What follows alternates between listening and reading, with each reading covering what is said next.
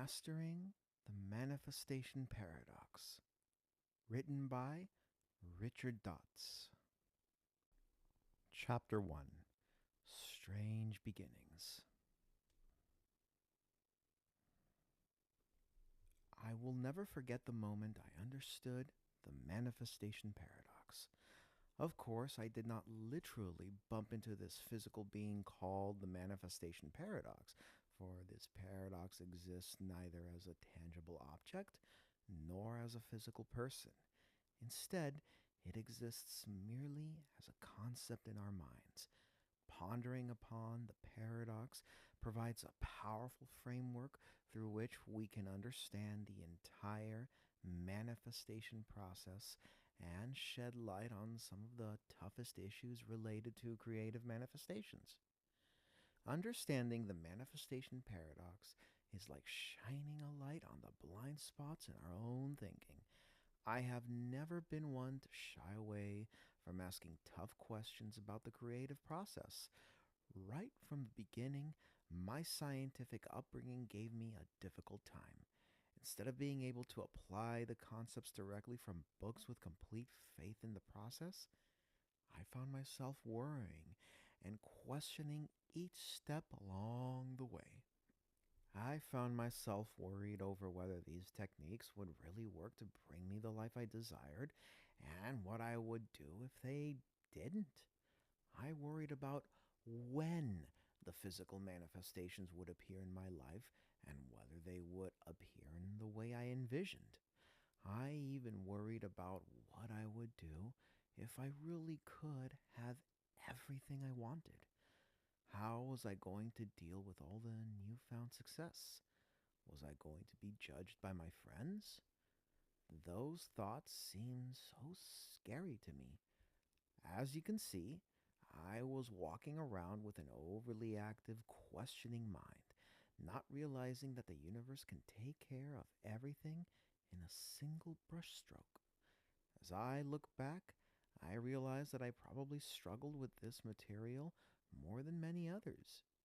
Readers of my other books will know that I walked away from these spiritual teachings several times in disappointment and frustration, having exhausted every single possible mental avenue and still seeing no physical results.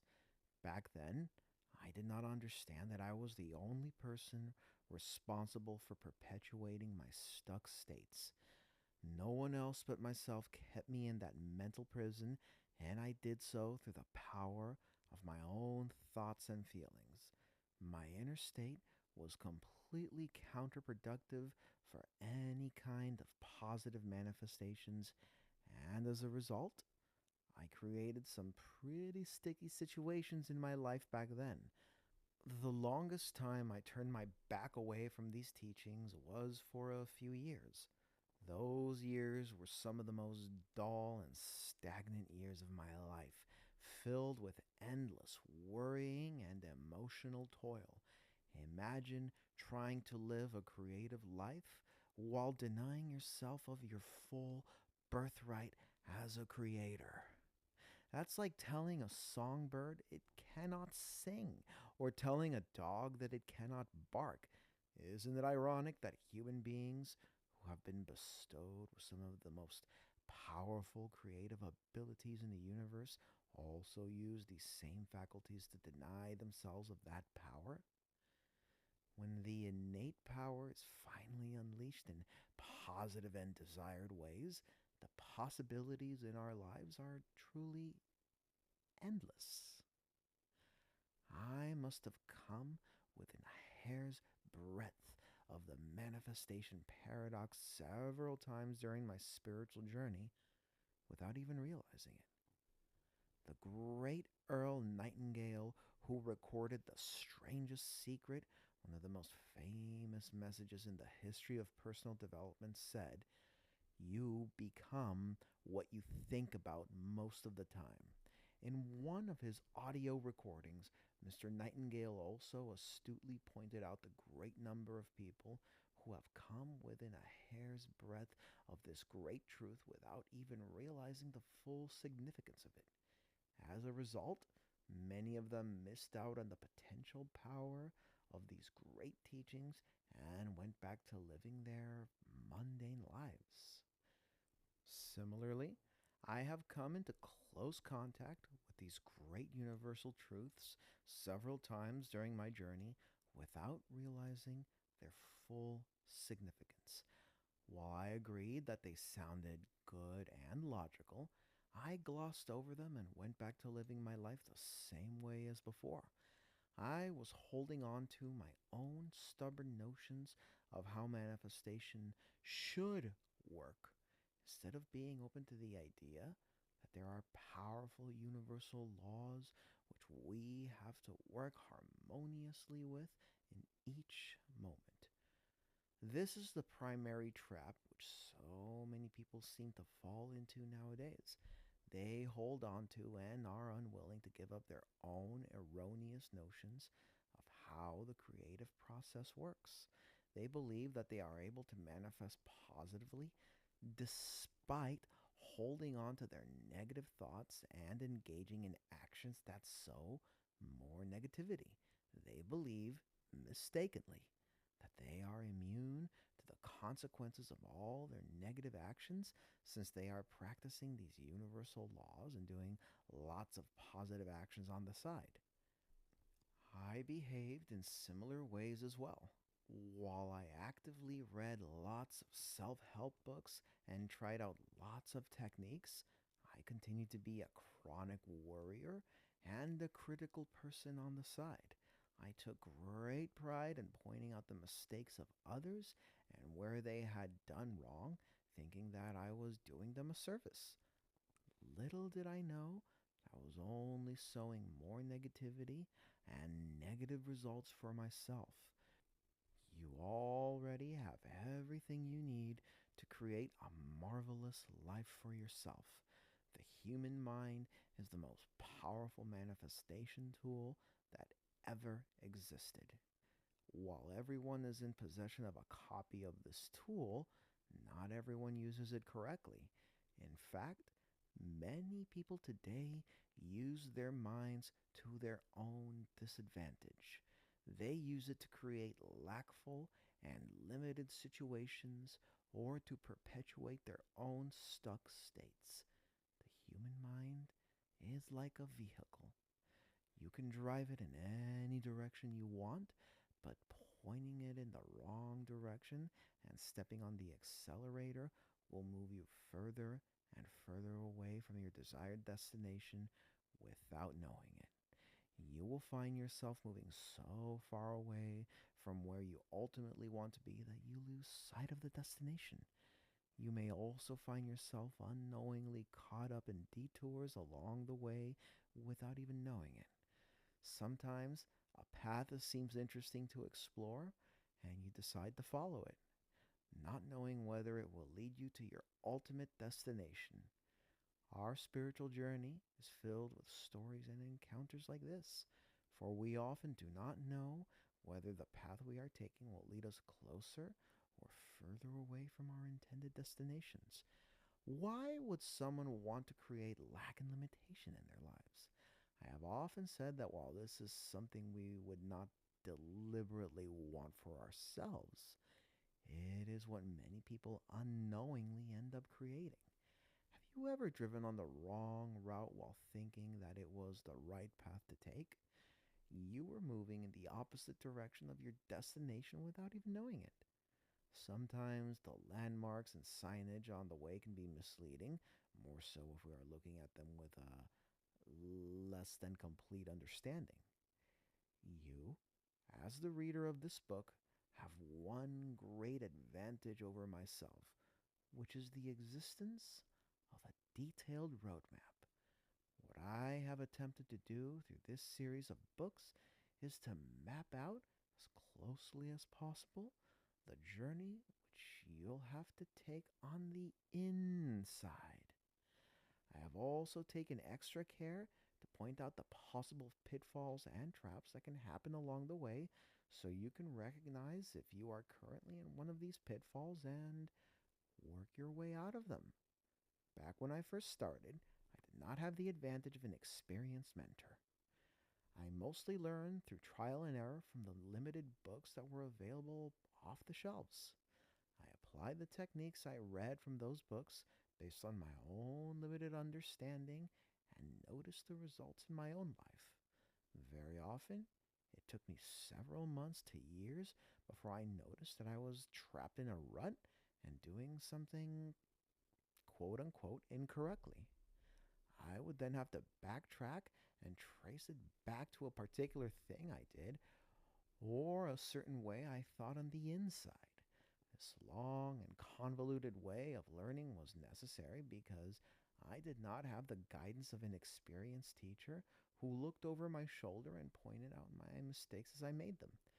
That would have greatly shortened my learning process. Instead, I was on my own. I had to connect all the dots together to create my own map of the inner world, which I subsequently tested and refined. The manifestation paradox you'll read about in this book came out of one such refinement. After many years of bumping around and endless experimentation, I finally had a vague handle on what could be the manifestation process summarized in a few words. I finally had a vague understanding of what worked and what didn't. I noticed that each time I thought or acted in a particular way, manifestations came very quickly for me. And yet, when I acted or felt another way, manifestations were long in coming for me. It was noticing the differences in my outer results and tracing them back to the inner states which caused them that allowed me to deepen my understanding of this material. Still, as mentioned in the opening of this chapter, it was a strange feeling the first time I came into contact with this powerful concept. It was something I had been playing around with in my mind for the longest time, and I finally had the words and the physical life experience to back it up. My understanding of the manifestation paradox, however, was still sketchy at best. I still needed to do more fine tuning and testing to ensure that it really worked the way I imagined it to. And so I remember approaching the manifestation paradox with a sense of excitement and anticipation, not knowing whether I had finally nailed it this time around. It did not take long for the physical results to show. Manifestations can happen for all of us in a matter of a few hours or days. My anticipation soon turned into exhilaration and joy when I realized that my understanding of the manifestation paradox was on the right track. When I started seeing the physical signs of manifestation in my own life as a result of applying the manifestation paradox, I was overjoyed. It confirmed the existence and validity of these universal laws to me. More importantly, it provided much needed validation that my understanding of these universal laws were finally producing my desired results. Now, all that was left to do was more fine tuning and refinements of my own understanding about the process. Spiritual work is seen as inherently difficult and challenging because it is all about what happens on the inside. It is all about navigating the inner spiritual world. There are no external physical landmarks to observe with the help of our five senses and no physical destination to move towards, which makes the journey seem so daunting for many. Thankfully, many great spiritual teachers before us have laid down the path and offered their guidance along the way. They have left behind wonderful clues in the form of their books and teachings. By accessing those wonderful teachings, we are able to use them as guideposts to navigate our inner spiritual worlds in the modern age. I am humbled to be able to add on to the teachings of these great teachers that have walked the earth. As a result of all that I have lived and all the detours I have gone through, I am thankful to have achieved a deeper understanding of this material, which has now gone on to help many readers around the world. Therefore, you should know too that nothing along the way ever goes to waste. Even if you have expended fuel going in the wrong direction and drove down the wrong freeway, none of that is wasted. The valuable lesson which you have learned here is not to take that route again in the future. Of course, some of us seem to need to learn those lessons more than once, but we eventually get it in the end. I encourage you to have fun and play with this material as the book progresses. Even getting it wrong is moving in the right direction in terms of achieving a deeper understanding. Give up the need to do the right thing or take the right steps. Instead, notice how you are shedding your past limiting beliefs and giving up your past conditioning, which you may have unknowingly picked up. When you get yourself to a new place of understanding such that you are able to perceive the same situation differently from before, you would have made progress. If you are able to view your desires differently after reading this book and applying the processes, then it would be all that is needed for the universe to work its magic on your behalf. Chapter 2: How I Discovered the Manifestation Paradox. What is a paradox? According to Google definitions, a paradox is a seemingly absurd or contradictory statement or proposition which, when investigated, may prove to be well founded or true. Sounds like quite a mouthful, doesn't it? But let's break the definition into several parts and examine each of them closely. First, a paradox is a seemingly absurd or contradictory statement. This means that when you first encounter a paradox, it seems strange to you. It forces you to stop and think. It forces your mind to work harder, to try and wrap itself around the whole thing. Paradoxes can be statements or scenarios, but they can also come in the form of images. Take a look at the image of the impossible triangle I have chosen as the cover for this book.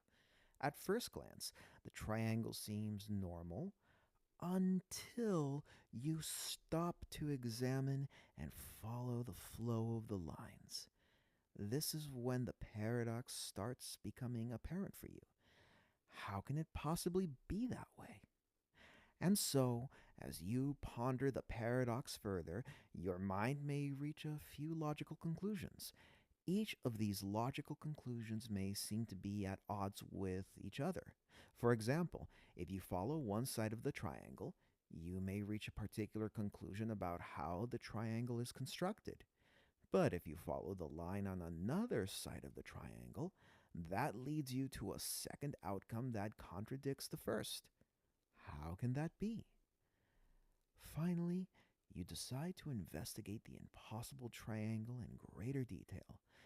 That is when you start contemplating how the two contradictory conclusions you have arrived at earlier can possibly coexist. In the case of the impossible triangle, you may decide to do a quick search on Google, which is, once again, our best friend. You'll then find that the triangle isn't really constructed in the way you imagined, and it is really a camera trick that allows the lines to converge in this manner. Suddenly, the paradox falls apart. There is no paradox. A new possibility emerges in your mind because you now have full understanding of how the impossible triangle was constructed in the first place. It is exactly the same with the manifestation paradox.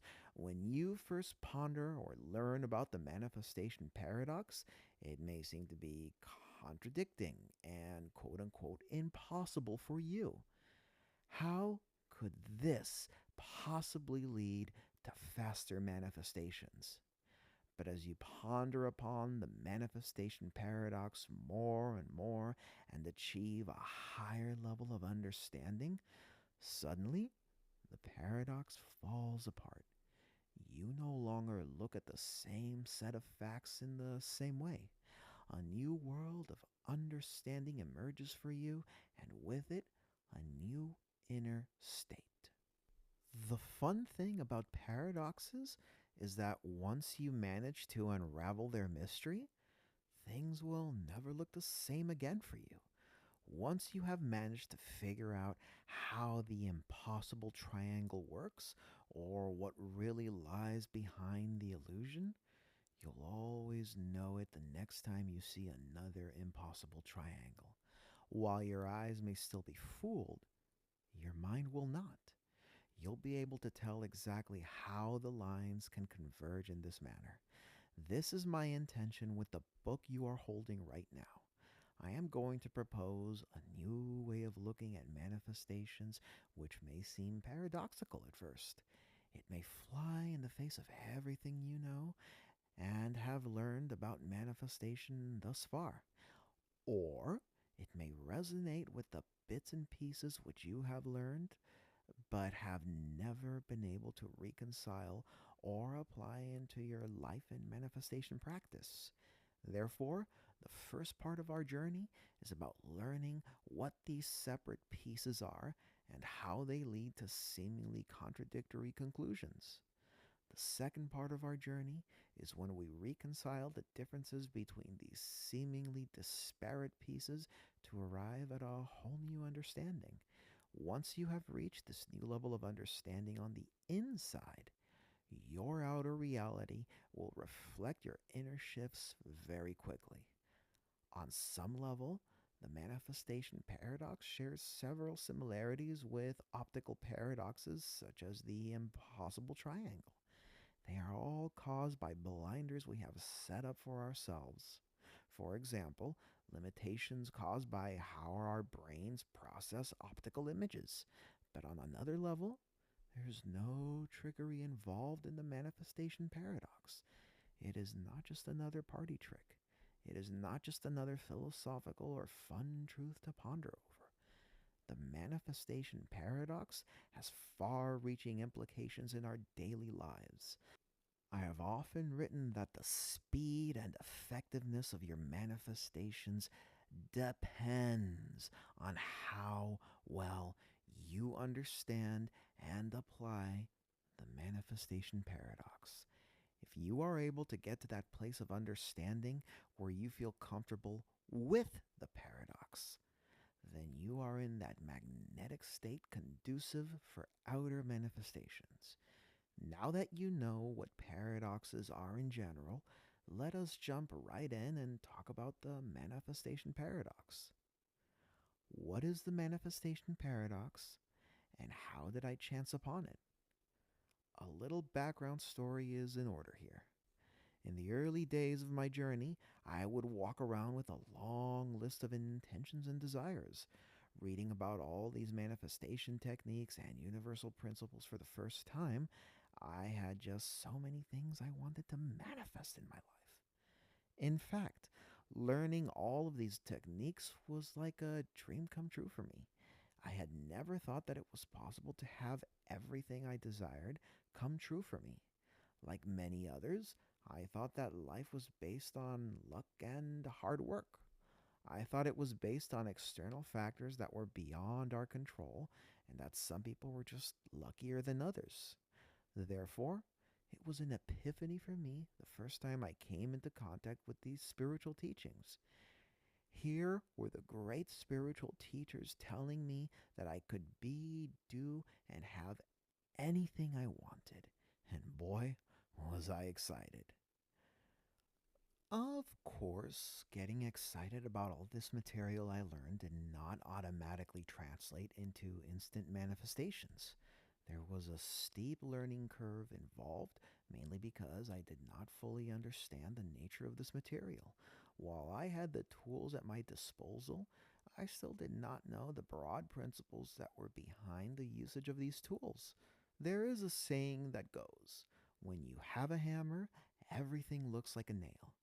I was walking around like an excited kid with his first toy hammer, wanting to hammer anything I saw that remotely looked like a nail. And so, all these long repressed desires came out from within me, and I started writing down all the things I wanted to manifest in my life. I was quickly brought back to earth with the use of these manifestation techniques. While I had been excited about finding a universal magic wand that I could just wave and have the universe fulfill all my deepest desires, I quickly discovered this was not the case. In fact, the magic wand I received seemed to be broken. It did not work for 9 times out of 10, and when it did work, it was only for those very small manifestations. The more I walked around playing with my magic wand, the more I realized that something was not right. Could I have been duped? What if these universal principles just sound good on paper, but actually do not work at all? As I tried harder to make my magic wand work, I became increasingly worried and depressed when my manifestations failed to occur. I had set up such high expectations for myself that my hopes and dreams were now dashed. Now, this is a somewhat humorous retelling of the whole story, but I wager that your personal experiences would have been the same as well. You might have been very excited when you first read about these manifestation techniques, but subsequently, that excitement turned into disappointment and frustration as you couldn't get your magic wand to work. That is when most people start to dismiss these teachings and give up. However, as I have taught in all of my books, the right way to work around this issue of a faulty magic wand is really to turn inwards, so to speak. It is not the magic wand, in this case the manifestation techniques that are faulty, but rather the person waving the wand. When you fix what happens on the inside, no magic wands, no manifestation techniques are even necessary. You walk around in such a state of peaceful acceptance and joy that you become the magic wand. You become the universe. Now let's get back to my story. So, after waving my faulty wand around many times, I started becoming increasingly frustrated and chugged the wand aside like a broken toy. I refused to admit that the problem was in me and not in that wand. However, when I eventually returned to these spiritual teachings many years later, I started taking a closer look at all my intentions and desires in my life. There were intentions that I did not try particularly hard to attract that still came true in my life. On the other hand, there were intentions that I tried very hard to attract using every single manifestation technique known to man that have still not manifested. I was beginning to see a pattern here. Each time I wanted something very badly and desperately, it did not manifest for me. And yet, each time I did not particularly care for whether something would come, it manifested extremely speedily for me. Do you see the pattern here? Most people complain that these manifestation techniques only work for the small stuff in their lives. They're tired of all the small manifestations. They want these techniques to work for the really big things. But hardly do they notice that the small stuff manifests for them precisely because they are perceived as small. We do not care very much about the outcome of these small intentions and desires at all. We can have them or we can do without them in our lives. Think about something small in your life. For example, getting a new vase for the living room. We can either do with the vase or we can do without it. We are not attached to the outcome. This attitude, which we adopt with regards to the small stuff, is precisely what makes them manifest so quickly in our lives. Conversely, we can't do without the big stuff. We must have them in our lives. They are important to us, and therefore we keep desperately trying to manifest them in our reality. We worry about when they will be here for us and if they will ever manifest. We place an inordinate amount of energy and focus on them. While all this seems logical when laid out on paper, overcoming this pitfall is easier said than done. In fact, this is what we are going to cover together in the remaining chapters. How does one give up their attachment for the big stuff while at the same time knowing that the big stuff matters for them? How does someone be all right with the big stuff not manifesting while knowing that it is something they absolutely need in their lives? This is the manifestation paradox in a nutshell, and a pattern which I noticed in the earliest days of my manifestation journey. By then, I had observed this crude pattern that separated the manifestations in my life from the intentions that did not manifest no matter how hard I tried. But knowing that this paradox existed was still not sufficient to create lasting changes in my life. Sure, I now know that the three sides of the impossible triangle led to contradictory outcomes, but how could I resolve those contradictions within myself? A new level of understanding was necessary to bridge the gap in my inner state between theory and practice. Chapter 3. What is the manifestation paradox? The manifestation paradox comprises of two parts. Each part seems to lead to a separate and contradictory conclusion, which results in this seeming paradox.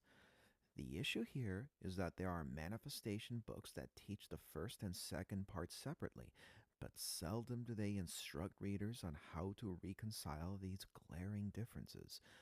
A reader is often left to himself to connect the dots or to figure out how to make the whole thing quote unquote work.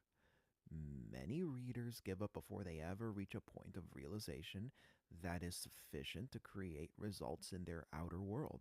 Mastering the manifestation paradox means achieving mastery over both parts of the riddle. The manifestation paradox is a riddle that exists within each of us. It is an inner state riddle, a sense of discord or dissonance that manifestors have to deal with. As I've mentioned repeatedly, your effectiveness as a deliberate creator and manifester will depend on how well you master the manifestation paradox. If you are able to get to an inner state where you are one and at peace with it, then the manifestations will happen very quickly in your daily life.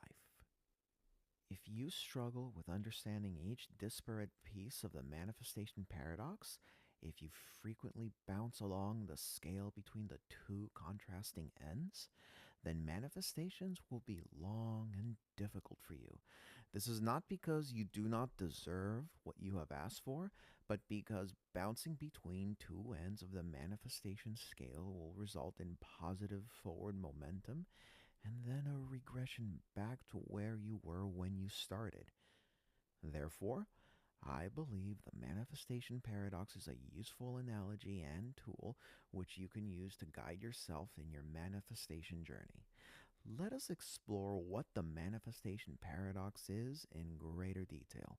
I will explain the full paradox to you here in this chapter without you having to speed through the book to discover what it is. It is not my point to write some sort of a mystery story where you have to rush your way through to the end to discover who done it. Rather, It is my intention to get the manifestation paradox out in the open as quickly as possible so that all of us can ponder upon it and find ways and means to work around it. This is not a detective story where the manifestation paradox is the culprit which eludes us throughout the story. Rather, we want to get the culprit for non manifestations identified as quickly as possible in the book so we can move on with the rest of the process. To understand the manifestation paradox, picture a straight line scale going from one end to the other. We encounter scales in our daily lives. For example, you may have a scale with one end marked 0 and the other end marked 200 pounds. The weight of the object which you are trying to measure can then exist on several points along this scale. However, the weight of an object can only occupy one point on the scale at any one time. For example, the weight of my laptop computer is roughly 2 pounds. It exists on a 2-pound point of the scale. The weight of an adult may be 150 pounds, and so on. The key to note here is that the weight of any object can only exist on one point of this weight measurement scale. We can move up the scale by increasing our body weight, by increasing our intake of food, and move down the scale by dieting or exercising. Now, imagine another scale similar to the one above, but this time a scale for your manifestations. On the rightmost end of the scale, we have very desperate and intense wanting, thinking about being desperate for something. You gotta have it now, but cannot have it. How does that feeling of desperation feel like for you? The feeling of wanting something badly, but not being able to have it, does not feel good at all. That is the point of very intense wanting and desperation on the scale, and for now, let's put it on the most extreme, rightmost end of this scale. On the leftmost end of this scale, we have a state of no desire for something at all. This is a state of totally not desiring or wanting something. It is a state of having no desires or preferences for a particular item. Think about something you particularly do not care for at all in your life. You do not even want it at all. A good analogy would be surfing a website like Amazon.com and seeing products which do not interest you at all. This disinterested state is what we are going for here. For example, as I am writing this, I have randomly accessed the daily deals page on Amazon.com, and I see that a TV wall mount is now on offer. For me, the TV wall mount is something that holds zero interest for me. Even though it is currently sold at a discounted price, I would not buy it because I have zero desire for it. Think about gifts which you get for Christmas, often from acquaintances. They may give you cute little pieces for your mantelpiece, but those are gifts which make you go, meh, and then you chug them aside. That feeling of disinterest, apathy, and a lack of enthusiasm is what we are going for here. It is on the leftmost end of the scale, coinciding with where 0 is on our earlier weight scale. Note that this leftmost point of the scale does not equate to not wanting. There is a difference between not wanting and a feeling of total apathy or disinterest. It is the latter feeling that we are going for here. The feeling of not wanting is actually a desire to push something away from our lives or of avoiding something in our lives. Many of us do not want debt. We do not want bad relationships or ill health. That is a different inner state and different feeling from that of 0 wanting. In the case of the TV wall mount above, I neither want nor not want it. If someone gave it to me for Christmas, I would neither feel happy nor unhappy. I would simply put it aside or give it away without any attachments. But in the case of not wanting, the situation is different. One would deliberately go to great lengths to avoid being in debt or avoid being in bad relationships. If someone wanted to give me any of those for Christmas, I would run away very quickly. That is the difference between not wanting and zero wanting. It is important that you calibrate yourself to each point of the scale so you can understand the discussion as we progress. As we move up the manifestation scale from the point of not wanting to intense, desperate wanting, we are moving up the scale in terms of the intensity of our desire. Think about wanting something just a bit versus wanting something very badly. Wanting something just a bit means having a preference for it and thinking, it would be nice to have this in my life. Wanting something very badly means I need this in my life by Friday or else. As we move up the manifestation scale, our level of wanting increases and we become more intense in our asking, almost to the point of desperation. Now, here's where the fun starts. Take a look at your own life. Draw out the manifestation scale on paper as a straight line and mark out all the things you have desired along the manifestation scale. You should find the following pattern. Things which you have had an intense wanting for on the rightmost end of the scale have been long in coming for you. If they manifested, the manifestation process was arduous and difficult. It took a long time. However, things closer to the leftmost end of the scale have been easy and effortless in their manifestations, almost happening by their own accord. You'll also notice, as I have pointed out previously, that things nearer to the left of the scale tend to be the smaller and less important things in your life, while things on the rightmost end tend to be the most pressing and the most urgent of concerns. What if I told you that you can manifest all the desires in your life simply by moving them along the manifestation scale to a single sweet spot? How does that sound like to you? What if I made a promise to you that all of your desires, no matter those perceived as big or small, can easily be placed onto that sweet spot? In other words, the big stuff does not always have to be at the right end of the scale, and the small stuff does not always have to be those that keep manifesting. This is the premise we are exploring together in this book, using the manifestation scale to help us. The manifestation scale is going to provide a benchmark and tangible guidance that we are on track in terms of our manifestations. It is going to provide us with guideposts to follow along on our journey. Take a look at the placement of your various desires on the manifestation scale. This placement is not by accident.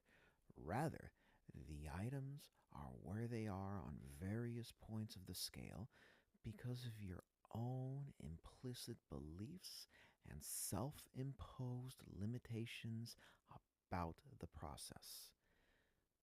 They are at certain points along the scale because you, on some level, chose to put them there.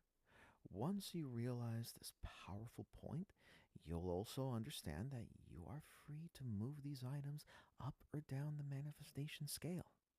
Now, here's the manifestation paradox. Most self help books and many teachers teach that in order for your desires to be manifest, they have to be on the rightmost end of the scale. You need to have a burning desire for them, and your wanting has to be very intense.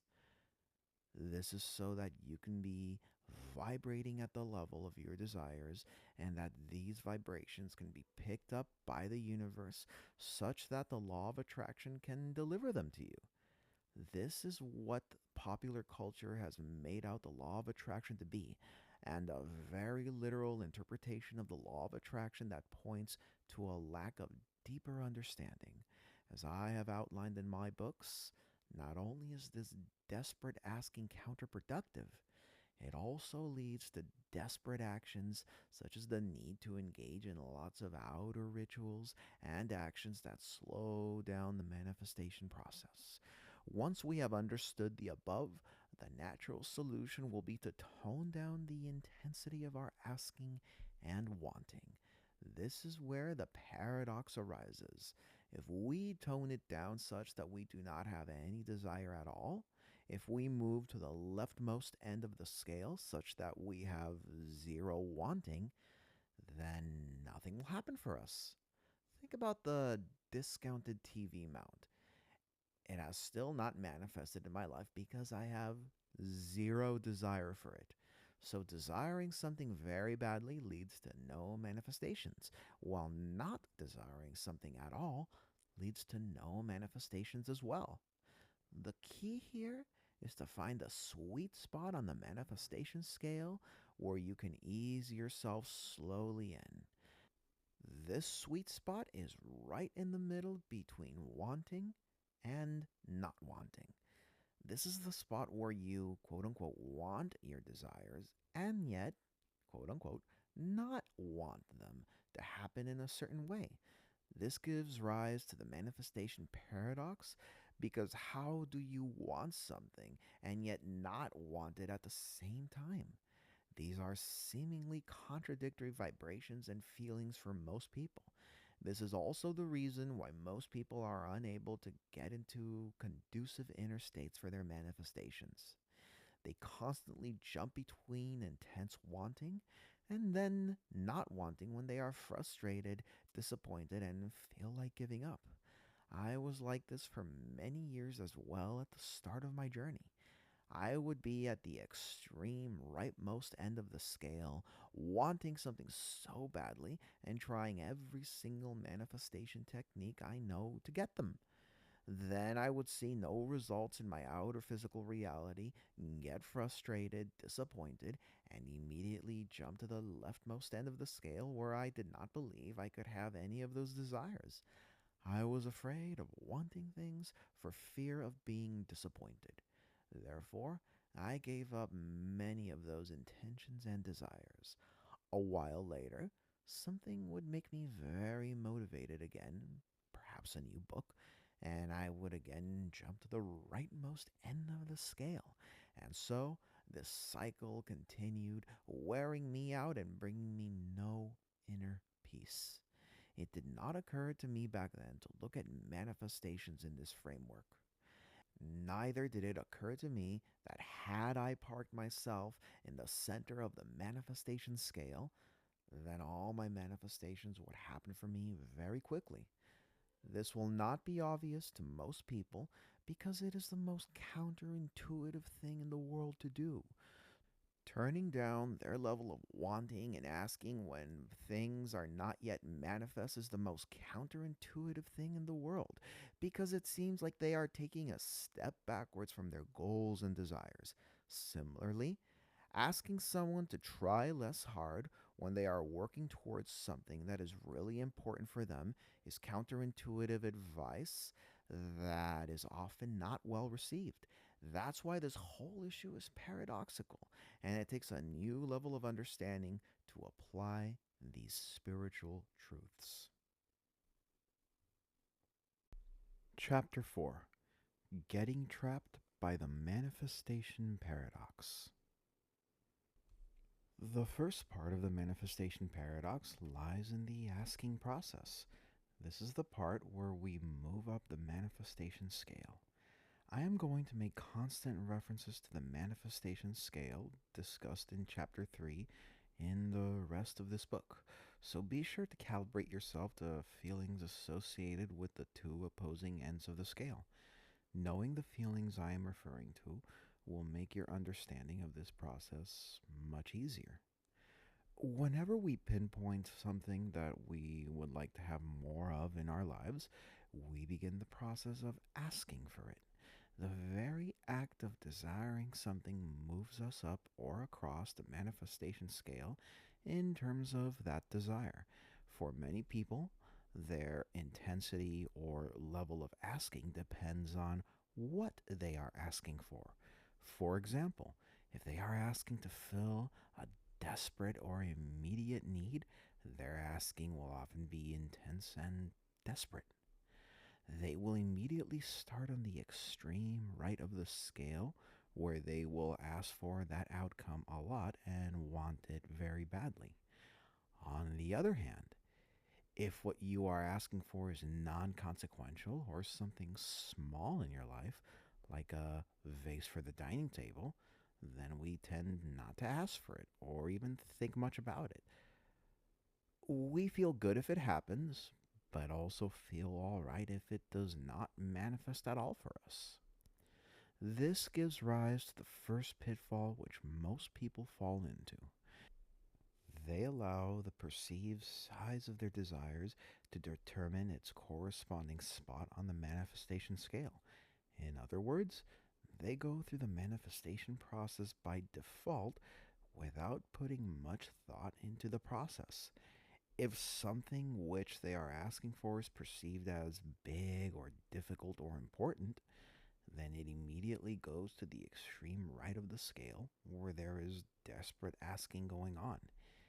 If what they are asking for is not as important or big, then that desire immediately lies somewhere near to the left of the scale. Most of us do not realize this sorting that goes on unconsciously by default.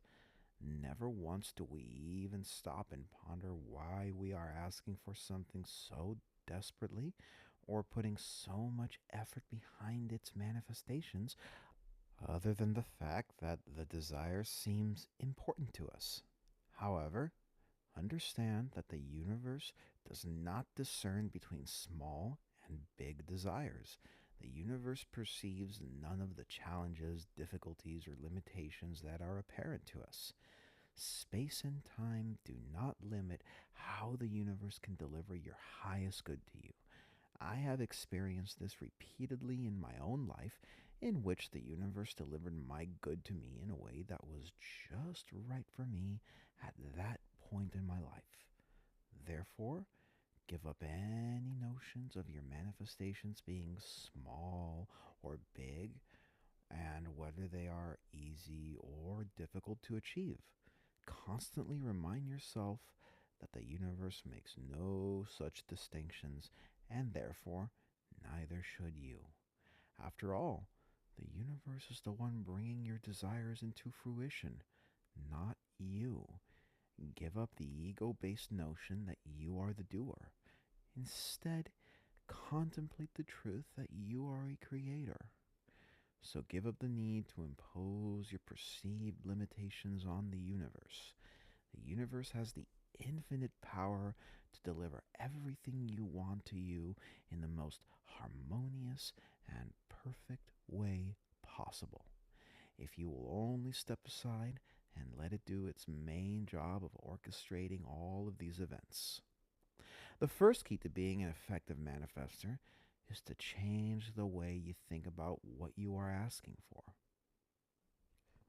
Instead of thinking about your desires and goals in terms of their perceived sizes and difficulties, which are really only difficulties for us and not the universe, think about them in terms of where they should sit on the manifestation scale.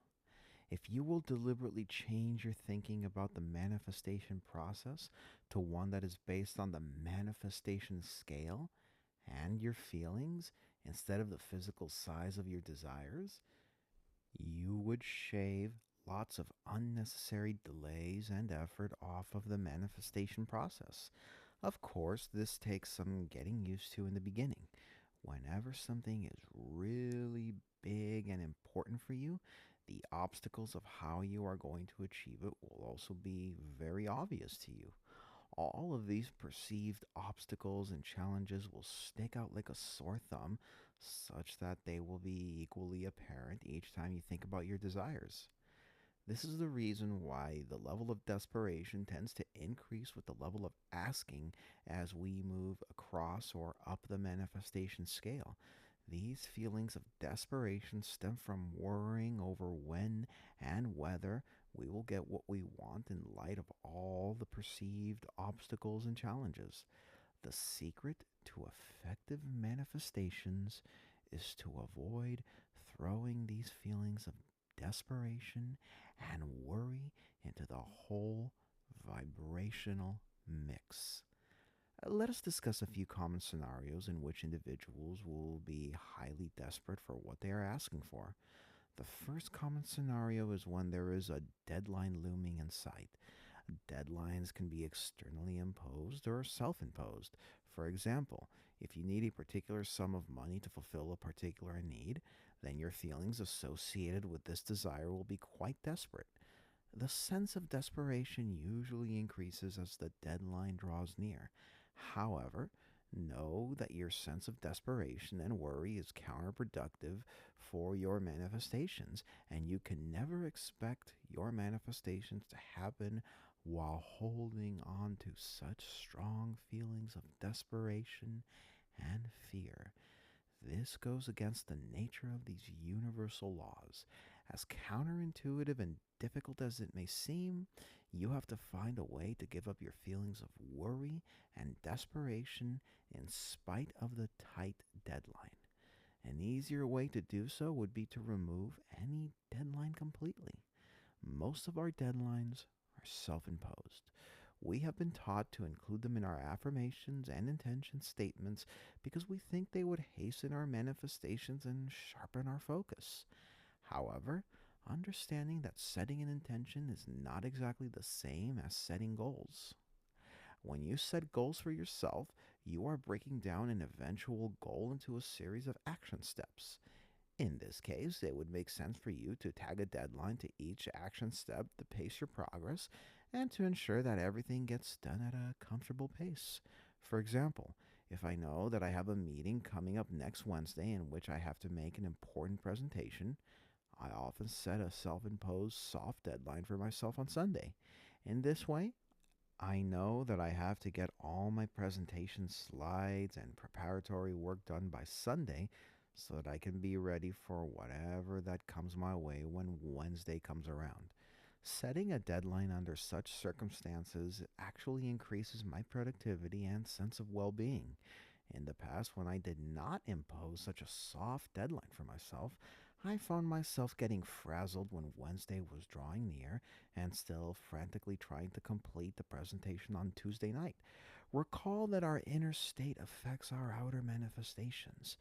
Thus, whether you are feeling unsettled about the presentation or about something else, all of this goes into the vibrational mix and forms your dominant vibration, which will then go on to create your future reality.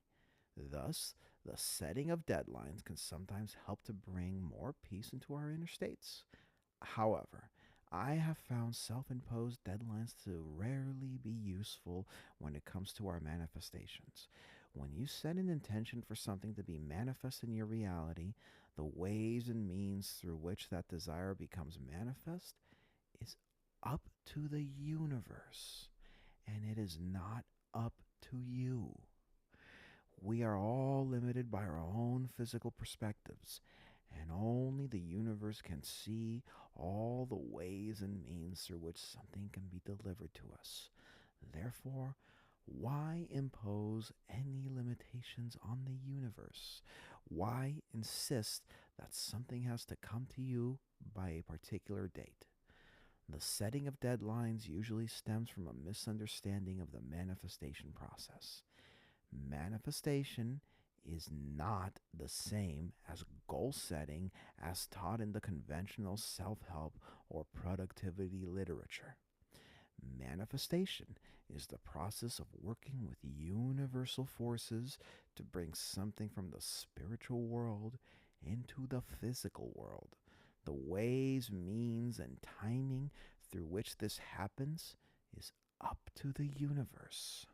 Until you recognize and acknowledge this fact that you are a creator and not a doer, it will be difficult for you to give up control to the universe and just relax in the knowledge that everything you want is coming to you. Adopting the mindset of a doer makes this difficult because you constantly perceive the need to do something instead of relaxing and going with the flow. One helpful thing you can do to reduce, or better, totally eliminate your sense of desperation is to remove any deadlines you have imposed for yourself. When I speak to many people about their long standing manifestations, they often tell me that because those manifestations are so important for them, they have gone the extra length of imposing deadlines on themselves. The next question I often ask is whether their manifestations have materialized. In all of the cases, the answer is a resounding no. Despite setting all these deadlines for themselves, what actually happened when the deadlines rolled around was the need to constantly extend these deadlines further and further into the future, making them even more disappointed and desperate. If this is something that is happening in your life, give up the need to set any deadlines or impose any temporal restrictions on your desires. None of these matter to the universe. The universe facilitates your manifestations according to your inner state and not according to all these external conditions which you have imposed on it. The second type of deadlines are external deadlines. For example, if a creditor is knocking on your door and you need to have a certain sum of money ready by a particular date, or you need a sum of money to take a particular trip or to meet a certain need. These deadlines are externally imposed and cannot be easily changed or altered by the individual. Once again, being constantly reminded of deadlines like this is very counterproductive and most unhelpful. Our constant awareness and fixation on the deadline drums up intense feelings of lack, which makes it clear that our desires are not yet manifest. These feelings of lack will only bring about more lack into your experience and not what you are asking for. I have often been asked how to deal with these externally imposed deadlines, especially if they are just around the corner. The best advice I can give is to just simply pay no attention to them and let them lapse if necessary. But how? I must have this sum of money by next Friday, or else bad things will happen to me, is a common response. While I understand that it is certainly a difficult situation to be in, understand that this individual is in somewhat of a conundrum because he is so close to a deadline. The physical evidence of lack is so overwhelming to him that he finds those impossible to ignore. For example, the creditors may be knocking on the door or making repeated phone calls. Reminders to sign up for the seminar and the seminar deadline may keep appearing in one's email inbox. All of these will make the individual feel even more desperate and helpless, which moves them further and further away from a manifestative state. What an individual should do in this case is to withdraw himself completely from physical reality and focus solely on his or her inner state to the exclusion of everything else. This is a technique which I teach in my book, It Is Done. If an individual is able to immerse himself in the it is done feeling while ignoring any physical evidence of lack, then his manifestations will appear very quickly for him. However, while these universal laws work, recall that they also work in both directions. An individual who has allowed himself to be brought so close to the deadline is often unable to turn his thinking around in such a short time. Also, he is often unable to turn the tides of negative thinking around in such a short time, which means that the deadline will often lapse without the manifestation. In this case, it is often easier to just let the deadline lapse and start over again, let the creditors take action if necessary, or go without the seminar or trip. There will be no lack of future opportunities for you once you have mastered your inner state. Some readers will be shocked that I make this recommendation. They will say, "Oh, but you are Richard Dodds. You have always insisted that we can manifest anything we want and that nothing is impossible. Why is it that you would now recommend that we let the deadline lapse without the manifestation?" This is an important piece of the puzzle. If you understand this, you will be well on your way to avoiding similar scenarios in the future.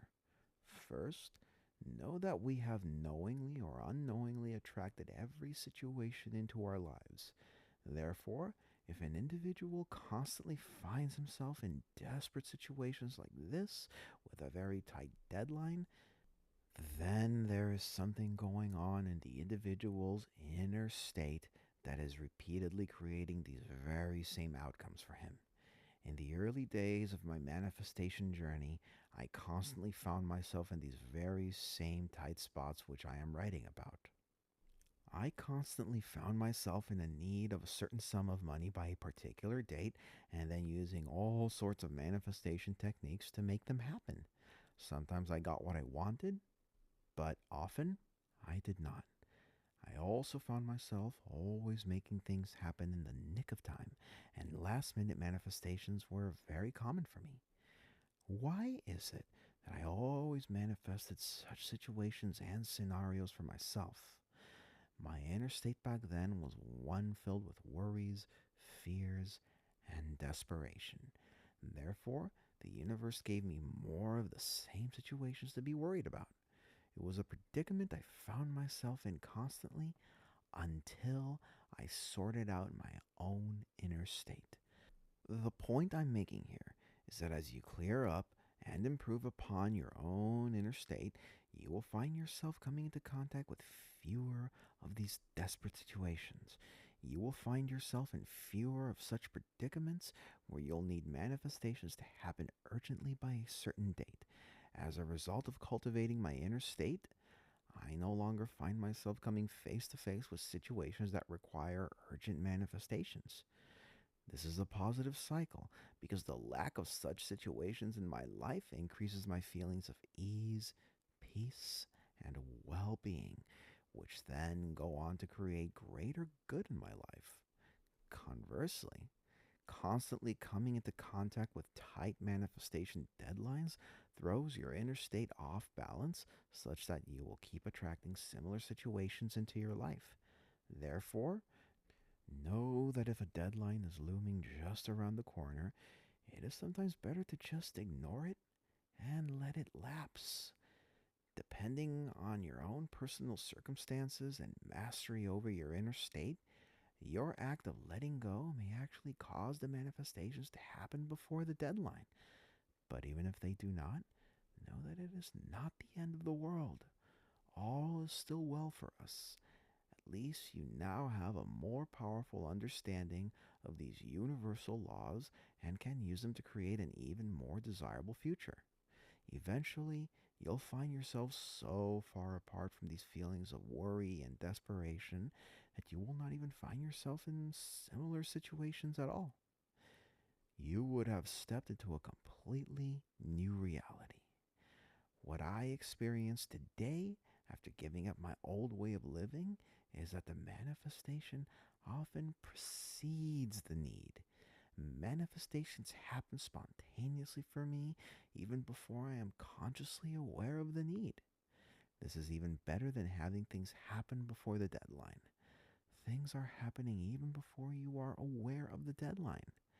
As you master the techniques in all of these books and deepen your daily practice for them, you will reach such a wonderful inner state of peace and trust that these miracles will be a regular occurrence in your life.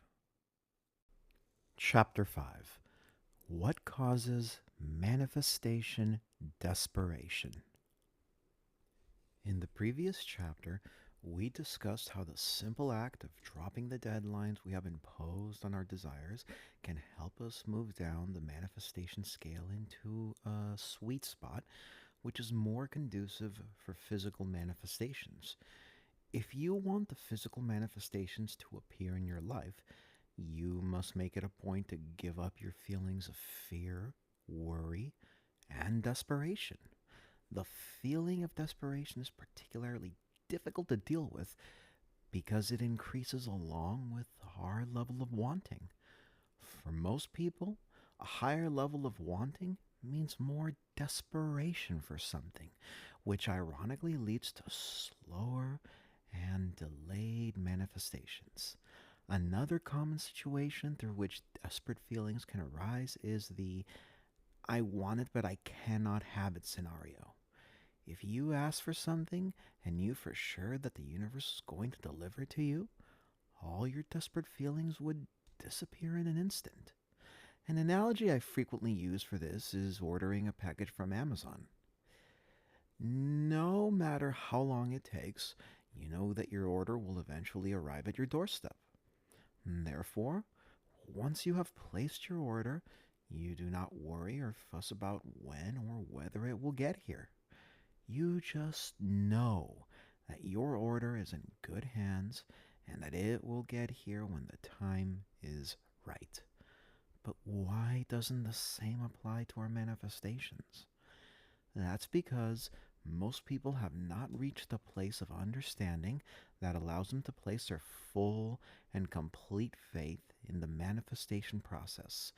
While we can place our faith in a physical company such as Amazon, most cannot place their faith in the unseen, intangible workings of the universe. While they logically know the various steps of the manifestation process through books, they are still not convinced that the process works all of the time. Therefore, whenever they set a desire for something, they have a nagging suspicion that it may not work all the time or as promised. Desperate feelings arise when we have a belief that something may not be ours despite wanting it very much. It does not even matter whether this belief is true or otherwise, as all that matters is that the belief is true to the person who believes it. Let me assure you here that these universal laws work all the time and will deliver all your intentions and desires to you if you adhere to the broader spiritual principles taught within these books. This is somewhat difficult for most people to accept because it results in a chicken and egg conundrum. Without full faith in the manifestation process, nothing happens. And if nothing happens, people cannot even begin to have faith in the manifestation process in the first place. Those who have trouble making these universal laws work have considerable difficulties getting past this stuck point in their thinking.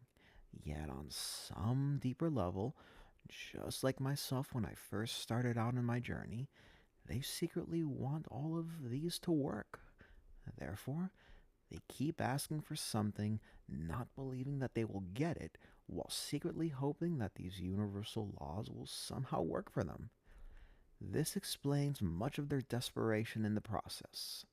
First and foremost, one must understand that much of the desperation we feel in any situation is really due to stuck points in our thinking. We believe that there are considerable obstacles preventing us from getting what we want, and is commonly the case with the bigger manifestations that we ask for. As mentioned, the universe does not distinguish between our smaller and bigger requests. Physical size does not matter to the universe, which is why Abraham-Hicks have often taught that it is no more difficult to manifest a castle than it is to manifest a button. But why do people have so much difficulty manifesting the castle in the real world? What exactly trips them up, although universal energy flows equally to both requests? The answer lies in our expectations and beliefs about the ease of each request. We have no trouble believing that buttons are easy to manifest because they are abundant in great quantity everywhere. They are cheap, and we can foresee ourselves just going into a store and getting one if we wanted to. We have no problems believing that we may come across a button on the floor during the day as we go about our daily affairs. But a castle is different. To most people, castles are rare and expensive. They are the stuff of royalties. Even if we saw a castle we liked, we may not be able to afford it. They cost millions of dollars. Now, don't even get me started on the maintenance and the costs of living in one. Notice how quickly our perceptions jump from one of ease and flow to one of endless difficulties when we switch between these two requests. In the case of manifesting the button, we were able to come up with many ways and reasons as to why we can have the button. The reasons and logic flows easily to us. But in the case of manifesting the castle, one tends to do the exact opposite. We instead come up with many ways and reasons why we cannot have the castle and why it is an impossibility for us. All of the reasons I listed about the castle above certainly seem valid to us. Their rarity, high price, high maintenance, and upkeep costs. But the most exciting realization to be made here moves beyond all of that. If you can understand this piece of the manifestation puzzle, you will be able to move through similar obstacles easily. No matter how valid each of the reasons above are, be it the high price, high maintenance, and upkeep costs of the castle, all of those are physical limitations to ourselves only. None of those even apply to the universe. They are irrelevant to the omnipotent, all powerful universe. The problem here is that most people allow themselves to focus so much on and get so caught up with all of the above reasons that they put themselves in a totally contradictory inner state with what is conducive for the manifestation of the castle. Whenever they think about the castle, these associated fears and concerns immediately come to mind, and therefore they are unable to think about their desired object purely. They are actually thinking about the castle for just a little bit, along with a whole bunch of reasons why they cannot have it. Now, this is an extreme example, and I have deliberately used two objects that are very far apart in terms of relative size and scale, but the principles apply to any and all of your manifestations. You may not be asking for a castle, but instead for a car or a home. If the car has not been manifesting for you, think about how you have been viewing this intention of yours. Have you been viewing it the same way as one would view the castle? Or have you been viewing it as one would view the button, with a natural sense of ease and flow? The way you perceive your intentions and desires will have a great effect on the speed and timing of their manifestations. It will make all the difference in your physical end results. Some people may tell me, but Richard, castles are really rare, expensive, and difficult to maintain. While that may be true, understand that the universe does not perceive these same obstacles as you do and can deliver your desire to you in a way that sidesteps these concerns entirely. There are endless ways through which the universe can deliver our greatest good to us, and the way is ultimately chosen by us. This means that if you ask purely for your desires, the universe will deliver them to you in such a way that would allow you to completely sidestep or take care of these perceived obstacles and concerns. If you still find yourself skeptical about this, stay with me for a moment. Have there been individuals who have successfully bought and lived in castles? Absolutely yes.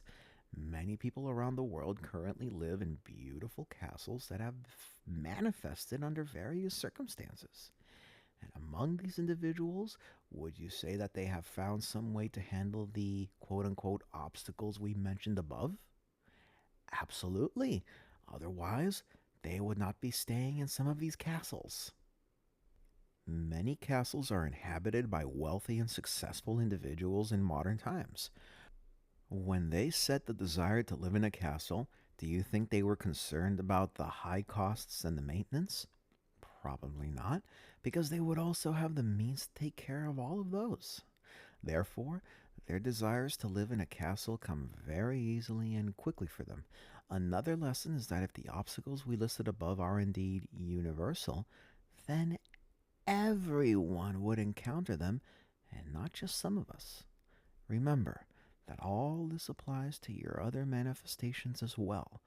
Right now, you may have perfectly valid reasons as to why something cannot come to you or why it prevents you from getting whatever you are asking for. Give up your need to hold on to and to believe in all these perceived limitations. Remind yourself constantly that these limitations are self imposed. If they were truly universal, they would apply equally to every single person on this planet and not just a certain subset of the population. Also, remind yourself that if these obstacles and difficulties were really universal, then it would not be possible for others to own what you want.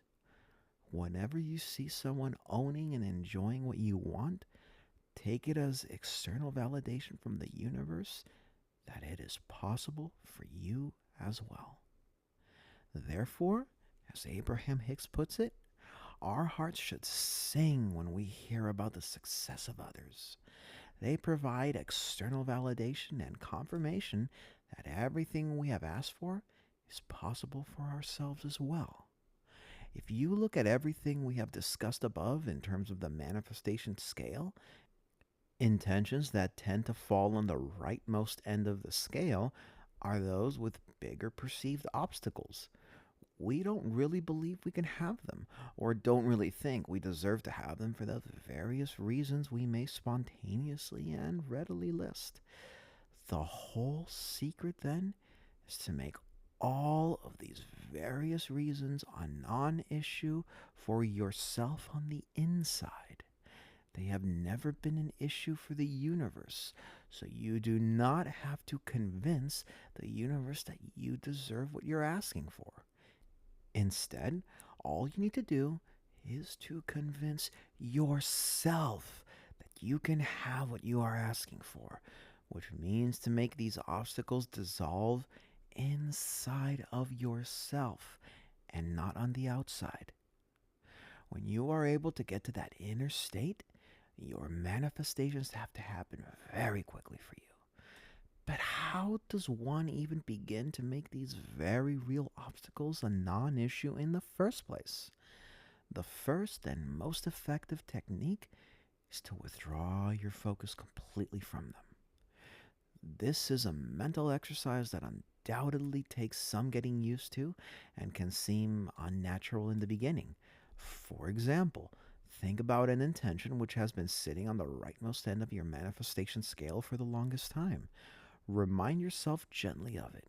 Chances are, when thoughts surrounding that intention arises in your mind, you are also spontaneously reminded of all the difficulties and obstacles surrounding it. You may feel a sense of desperation and worry almost immediately each time you think about this desire. These feelings of desperation and worry are what we have to eliminate from the manifestation process to move us swiftly in our desired direction. Now let's think about something that sits closer to the middle of the manifestation scale. Pick one of your intentions and desires that you have placed there. You can use the manifestation scale you drew earlier as reference. Notice how when you think about this particular desire, that the feelings of desperation and worry are not as intense, or are not even there at all. If there are still feelings of desperation and worry, then pick another intention that is even lower on your scale. The lower on the scale you go, the less feelings of spontaneous desperation and worry you'll feel attached to your desires. This means that the lower something is on the manifestation scale, the higher the chances are that you will be able to think about your desire purely.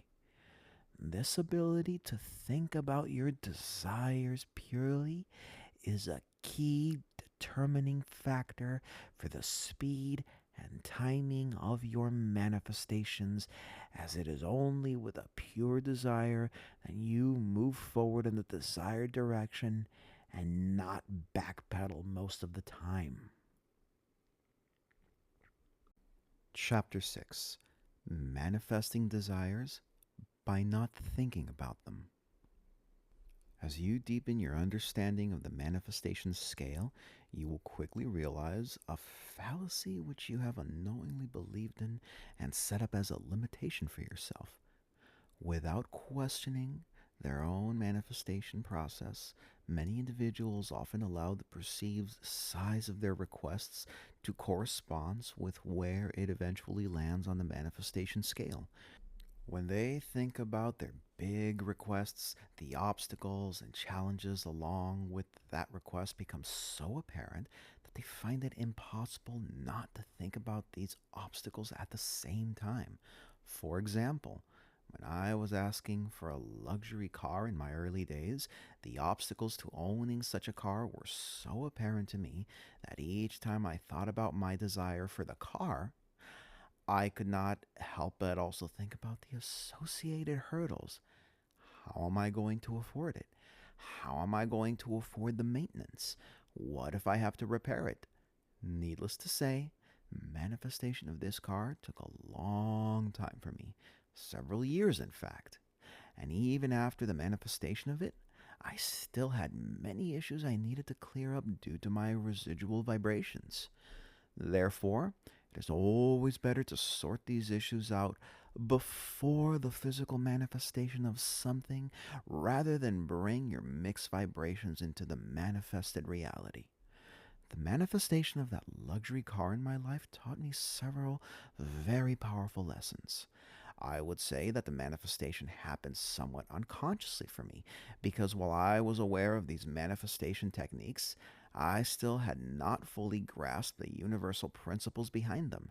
Had I been at that same level of mastery as I am today, I am certain that my desire would have been fulfilled in weeks and not years. But there was nothing on the outside that was holding back or delaying my manifestations. I did it through my own thoughts and feelings. In other words, my own inability to effectively focus and control my own thoughts and feelings led to my delayed manifestations. Let's walk through the specifics of that manifestation and look at some valuable lessons from that experience. You can substitute the car for any item which currently ranks high on your manifestation scale right now, and the same situation will probably apply for yourself.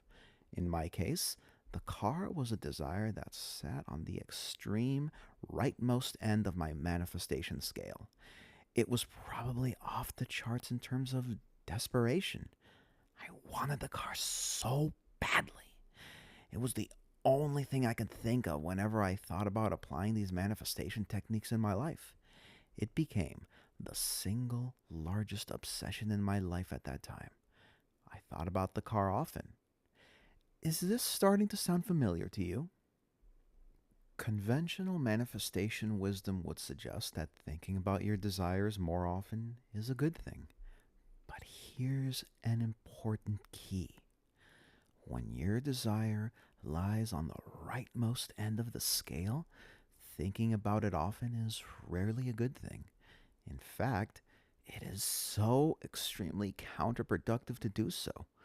That's because each time I thought about the desire, I was not actually immersed in the pleasant, feel good feelings of it. I was not appreciating all the positive aspects of my manifested desire. Rather, I was thinking and focusing upon the lack of it. My rational mind was wondering how I could ever surmount the obstacles to get whatever I wanted. You can tell whether you are focused on the having or the lack of something by the feelings you have on the inside. Your inner state always gives you all the clues. How do you feel when you think about a desire that sits on the rightmost end of the manifestation scale? Do you feel a deep sense of ease and flow? Or does it bring up a subtle, sick feeling of worry and desperation? For me, it always felt like the latter. I felt as if I had a lump in my throat. That was a clear signal that I was focused on the lack of my desire each time I thought about the desire, but I didn't know it at the time. I thought I was actually speeding up the manifestation process by my continuous thinking of my desires. The more I thought about this desire throughout the day, the more I was bringing up those feelings of lack and therefore energetically vibrating at these feelings of lack. Little wonder my manifestations took several years to come to me. Each time I vibrated at that level of lack, I manifested more lack in my life. The lack manifestations pushed my actual manifestation further and further away from me. If this sounds like what you are experiencing at the moment, how do you stop this continued cycle of lack manifestation? I am going to suggest something counterintuitive, which is to reduce the frequency in which you think about your desires, especially the ones that sit on the rightmost end of the scale altogether. Since it is almost impossible for you to think about these desires purely without also calling in the obstacles to mind, an effective method is just to stop thinking about the desires themselves. This may seem counterintuitive at first because we have been taught to think about our desires a lot. It also seems counterproductive because individuals are worried that something will not come true for them if they do not put much thought or attention to it. But once again, let me assure you that you only need to hold pure and clear intention just once for the universe to pick up and act on it accurately. As Abraham-Hicks so famously said, your vibration doesn't have to be strong, it just has to be pure. You don't have to think about something over and over again. You just have to think about it purely. You just have to not contradict it with your own vibration. Therefore, could I have manifested the car back then if I only thought about it purely once and never worried about it ever again? Absolutely yes. If you understand this point, then the whole manifestation process clears up for you.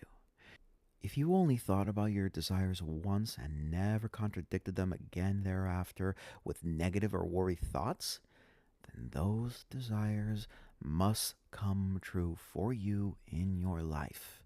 In fact, this is what is happening every single moment with the desires that sit nearer to the left of the manifestation scale. Due to the perceived small size of these intentions, we do not think thoughts that contradict them as much, or not at all. We do not even think about the desires themselves that much.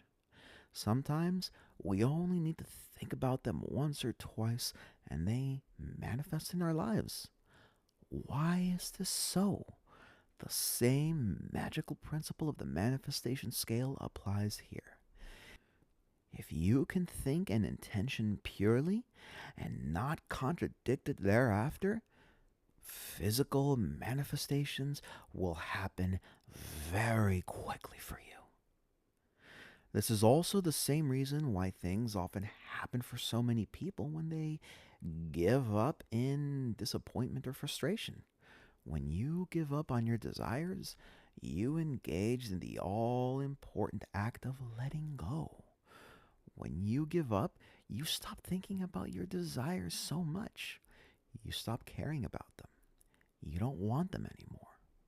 It is in the moment of not wanting and not caring about their fulfillment that you stop worrying or focusing on the lack of them, which is why the universe now has a chance to bring them into your life so swiftly. You are no longer manifesting the lack of something through your own thoughts and feelings. Even my manifestation of the car back then, towards the end, was partly due to my own giving up. I had asked so much that I began to get a little weary of the process towards the end. It was only in my weariness that I stopped thinking about my desires so much, and that was when it finally came into my life. If there are certain long standing desires that constantly come to the forefront of your mind, such that you think about them every single moment, perhaps it is a good idea to drop them from your consciousness altogether. You do so by engaging in the same process as dropping a negative or worry thought. Each time the desire comes up for you, gently turn your focus somewhere else. Think about something else instead and do not entertain the thought. Think about something that pleases you in your own life instead. For example, how excited you are about the new book which you have just bought, or how excited you are about going to the concert this Sunday. Whatever you do, do not follow the initial train of thoughts. If you like to, you can use the "it is done" technique, which I teach in my book of the same name. Each time the desire, let's say the car, comes up for you, think and feel the "it is done" feeling. But use this step with care.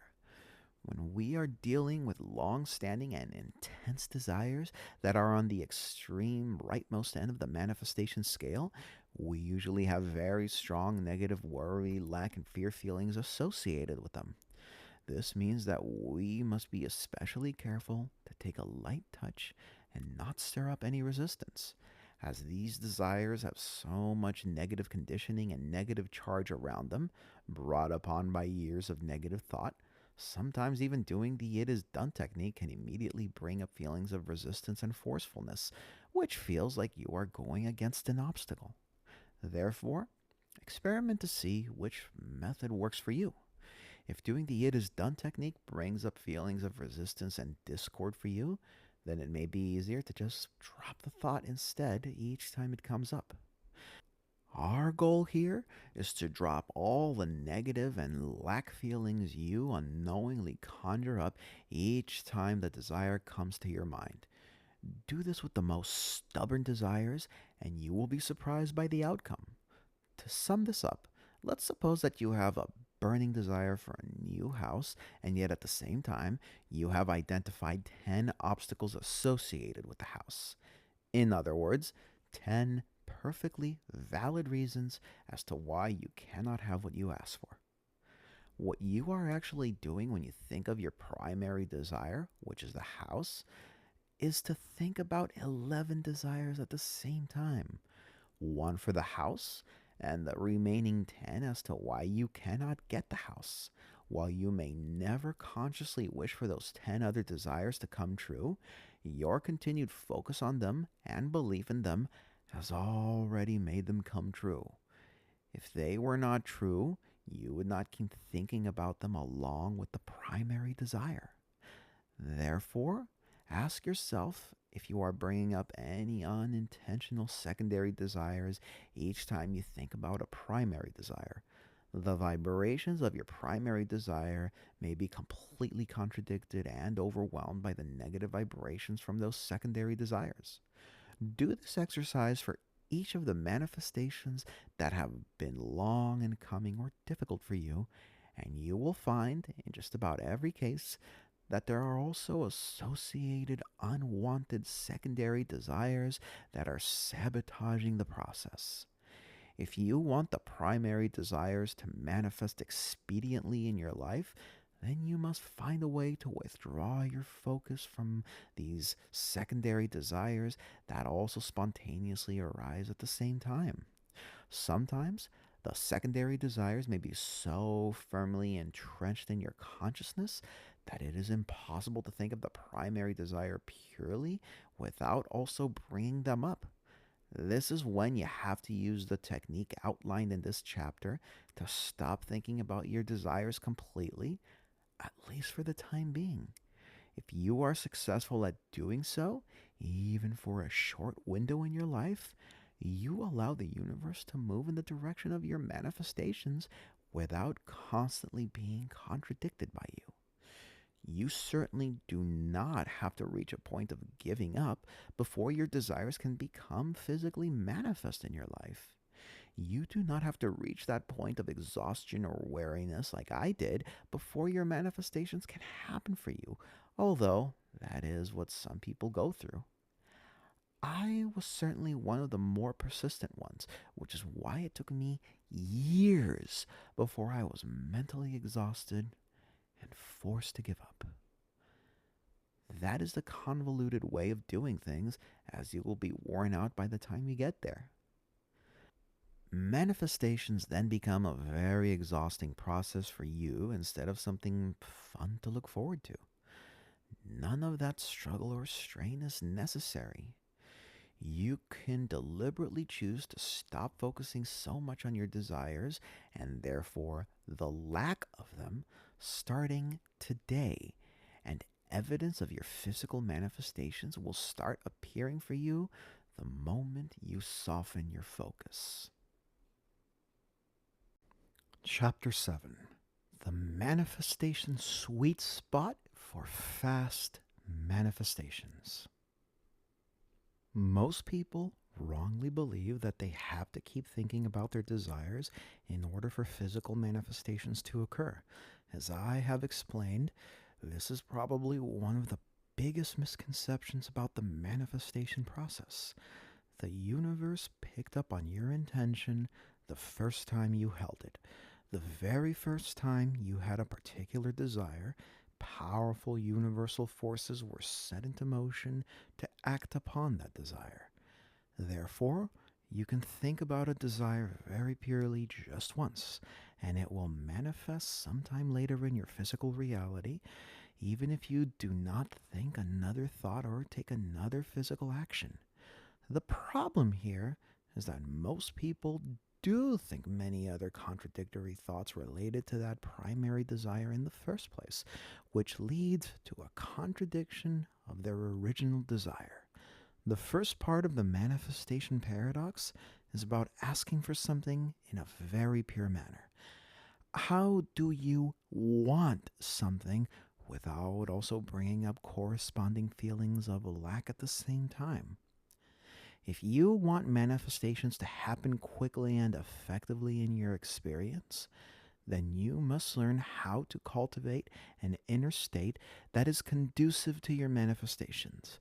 The good news is that once you have found what this ideal inner state feels like, you will always have a touchstone or reference point to return to. You will always know what it feels like. Therefore, all you need to do in future manifestations is to replicate the feeling of a previously successful manifestation. This is in fact what happens when you keep doing the same manifestation technique like the "it is done" technique. Each time you use this technique, you strengthen and reinforce the feeling in your inner state. You become more familiar with it.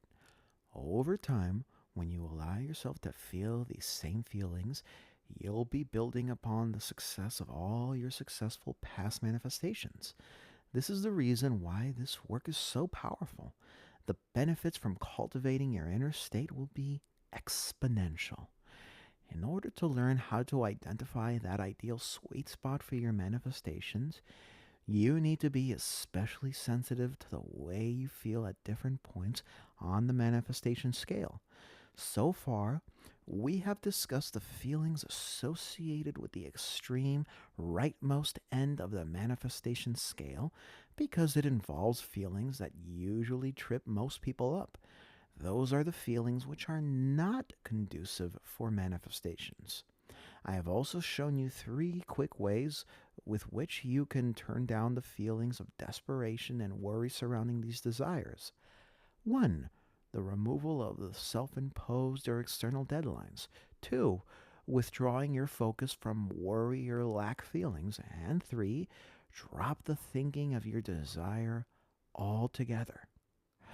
All 3 techniques will help to reduce those desperate feelings surrounding your desires, and you should feel an instant sense of relief when you start applying them.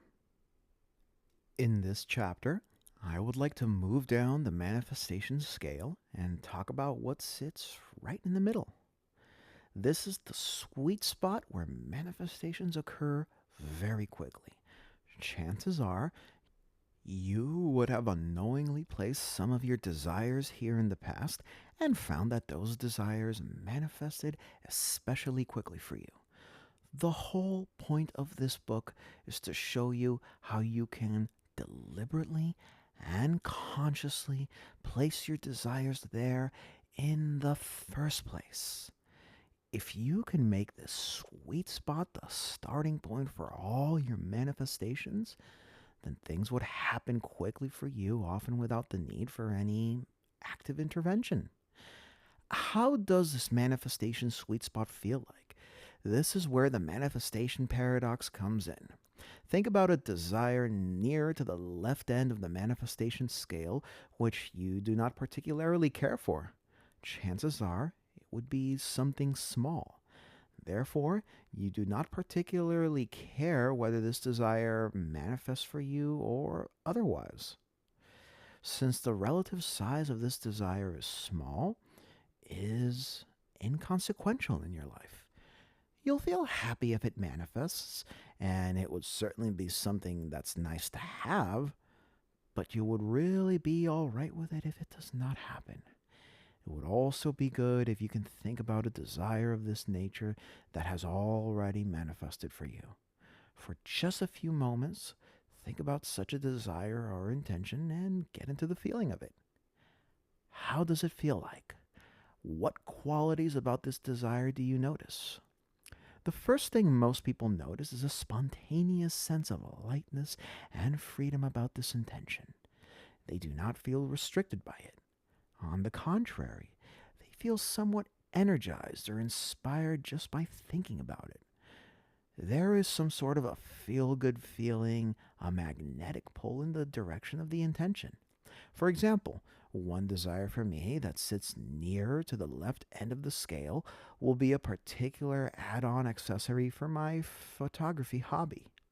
Because it is such a small quote unquote item, I feel none of those desperate or worry feelings associated with my larger desires.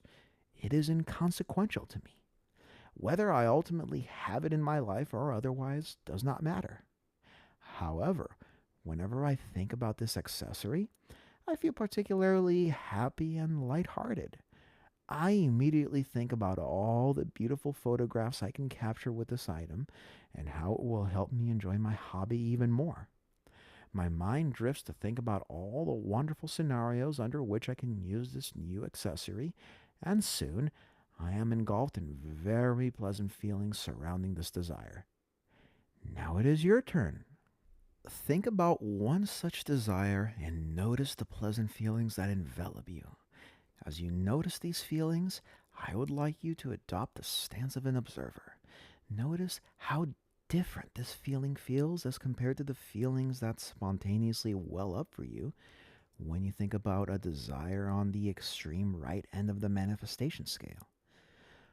When you thought about a desire on the extreme right end of the scale, the spontaneous feelings that arose were feelings of worry, desperation, and how am I going to ever achieve it? Your mind drifted to all the negative and unwanted possibilities and the various obstacles that seemed insurmountable. But now, notice how your mind automatically drifts to all the pleasant and positive possibilities with this intention closer to the left end of the manifestation scale.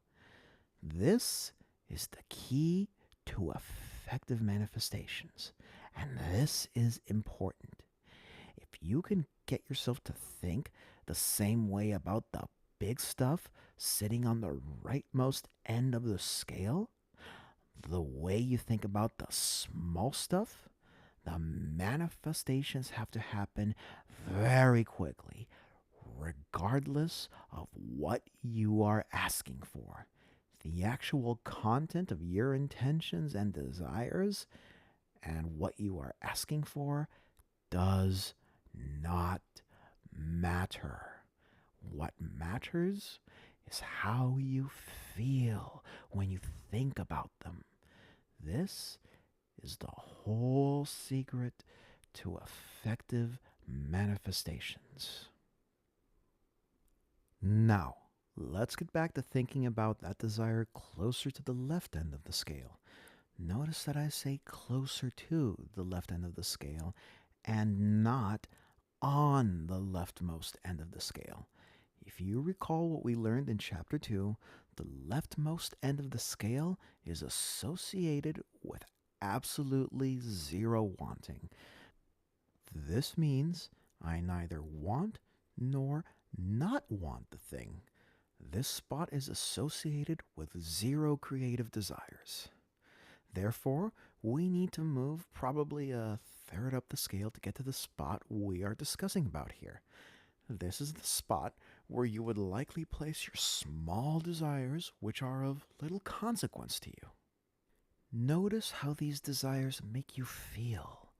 More importantly, notice how your mind automatically drifts towards the positive possibilities each time you think about these desires.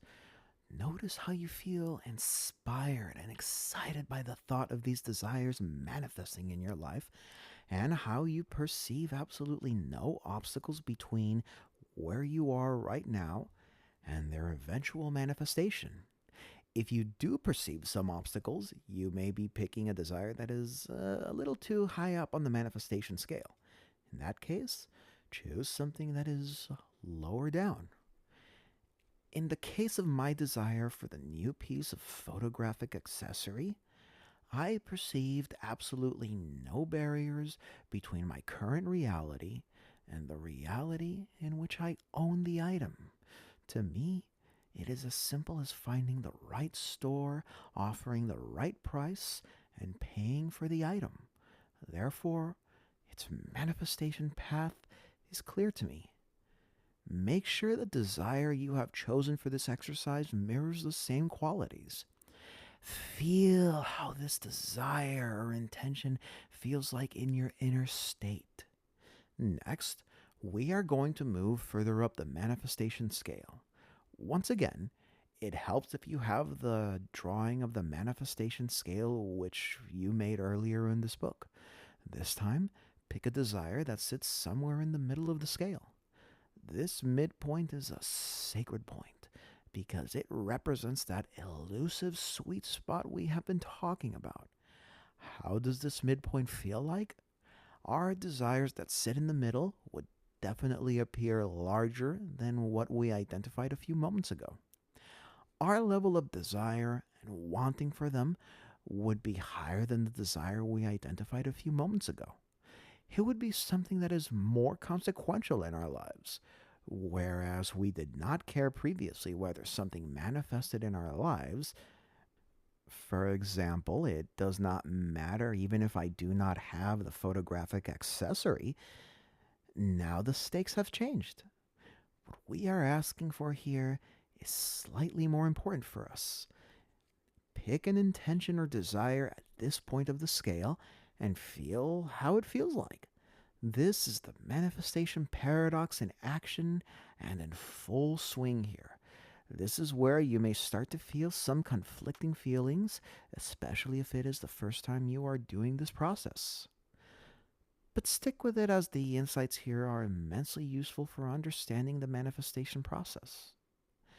An intention I would associate with the midpoint on my scale would be my intention to attend graduate school many years ago. I have deliberately chosen a desire for an intangible object here to illustrate how the manifestation process can work with manifesting both tangible and intangible desires, such as relationships and circumstances in your life. The decision to apply to graduate school was certainly a consequential decision for me, as the course of my life would turn out to be different depending on whether I was accepted and which school I went to. Therefore, I was certainly concerned about and attached to the outcome.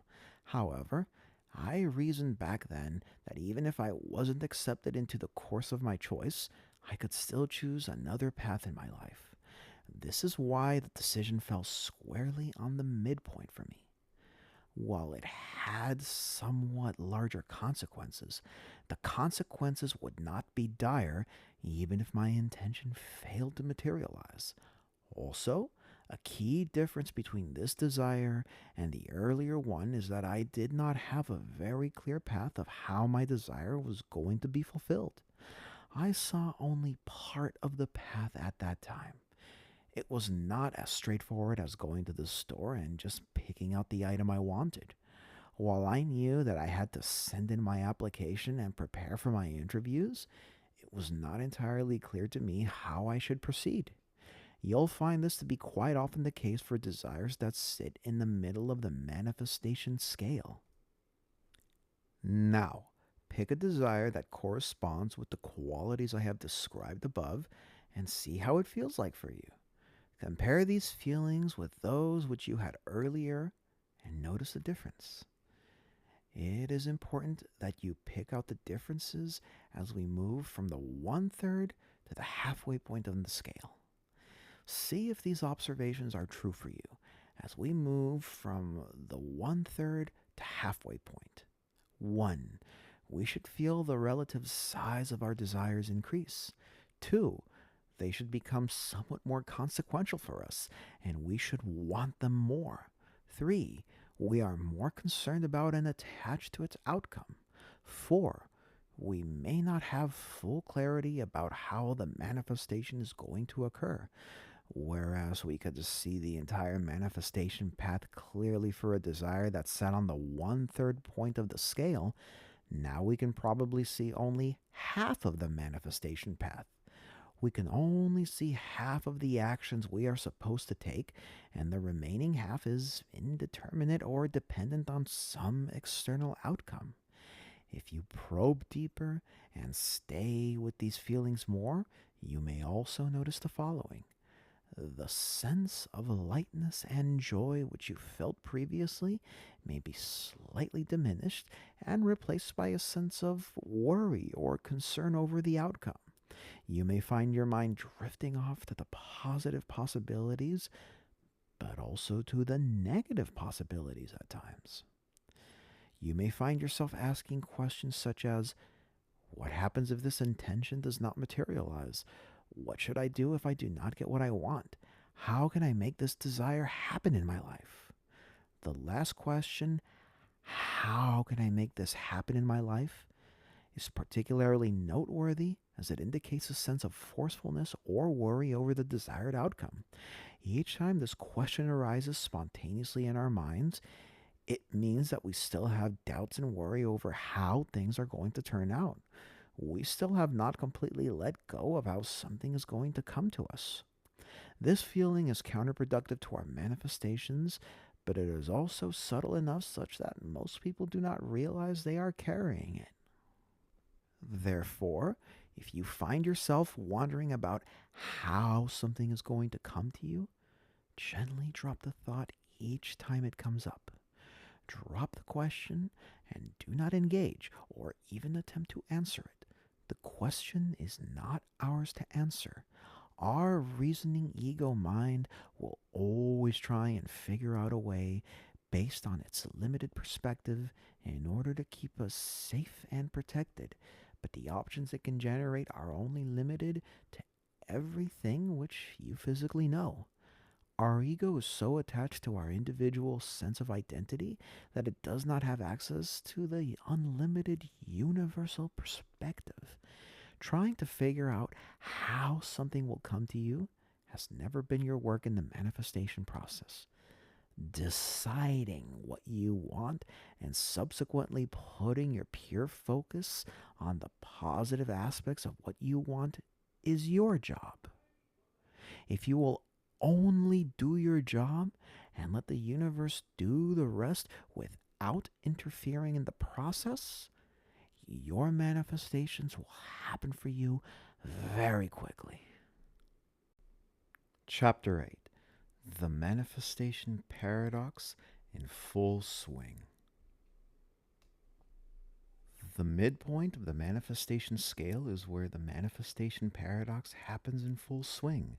When your intentions are on the lower end of the manifestation scale, you find it easy to feel positive about them. When you think about those desires or intentions, you are not attached to the outcome and its consequences. The manifestation path is clear to you, and hence, you get what you want easily. This is the small stuff that many people often speak about when they say they are manifesting too much of the small stuff.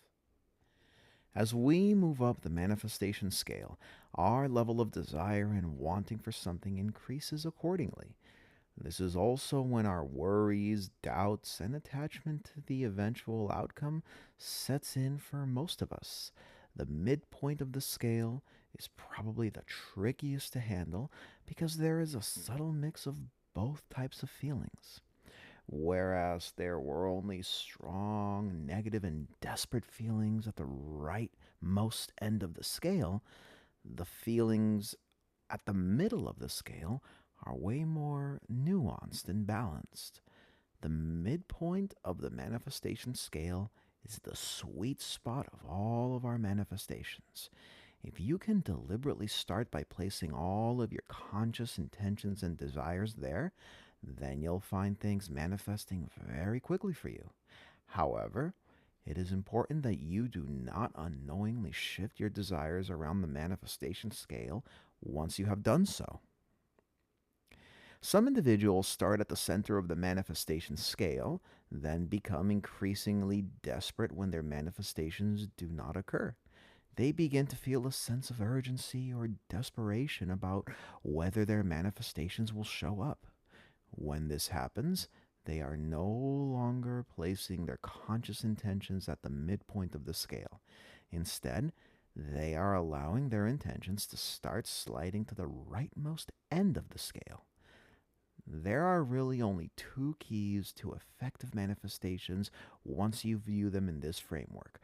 First, you must start by placing all of your intentions at the midpoint or slightly lower. Once they are there, you must be extra careful not to let them slide around. They can go lower on the scale if needed, but take care not to let them gradually progress up the scale over time. You must keep the intention firmly centered in the middle, regardless of what happens on the outside. This is the whole key to successful and fast manifestations. The second key is to work with your intentions that are currently on the rightmost end of the scale and try to move them down progressively. Once you are able to get your biggest intentions down to the middle of the scale, they will happen for you very quickly.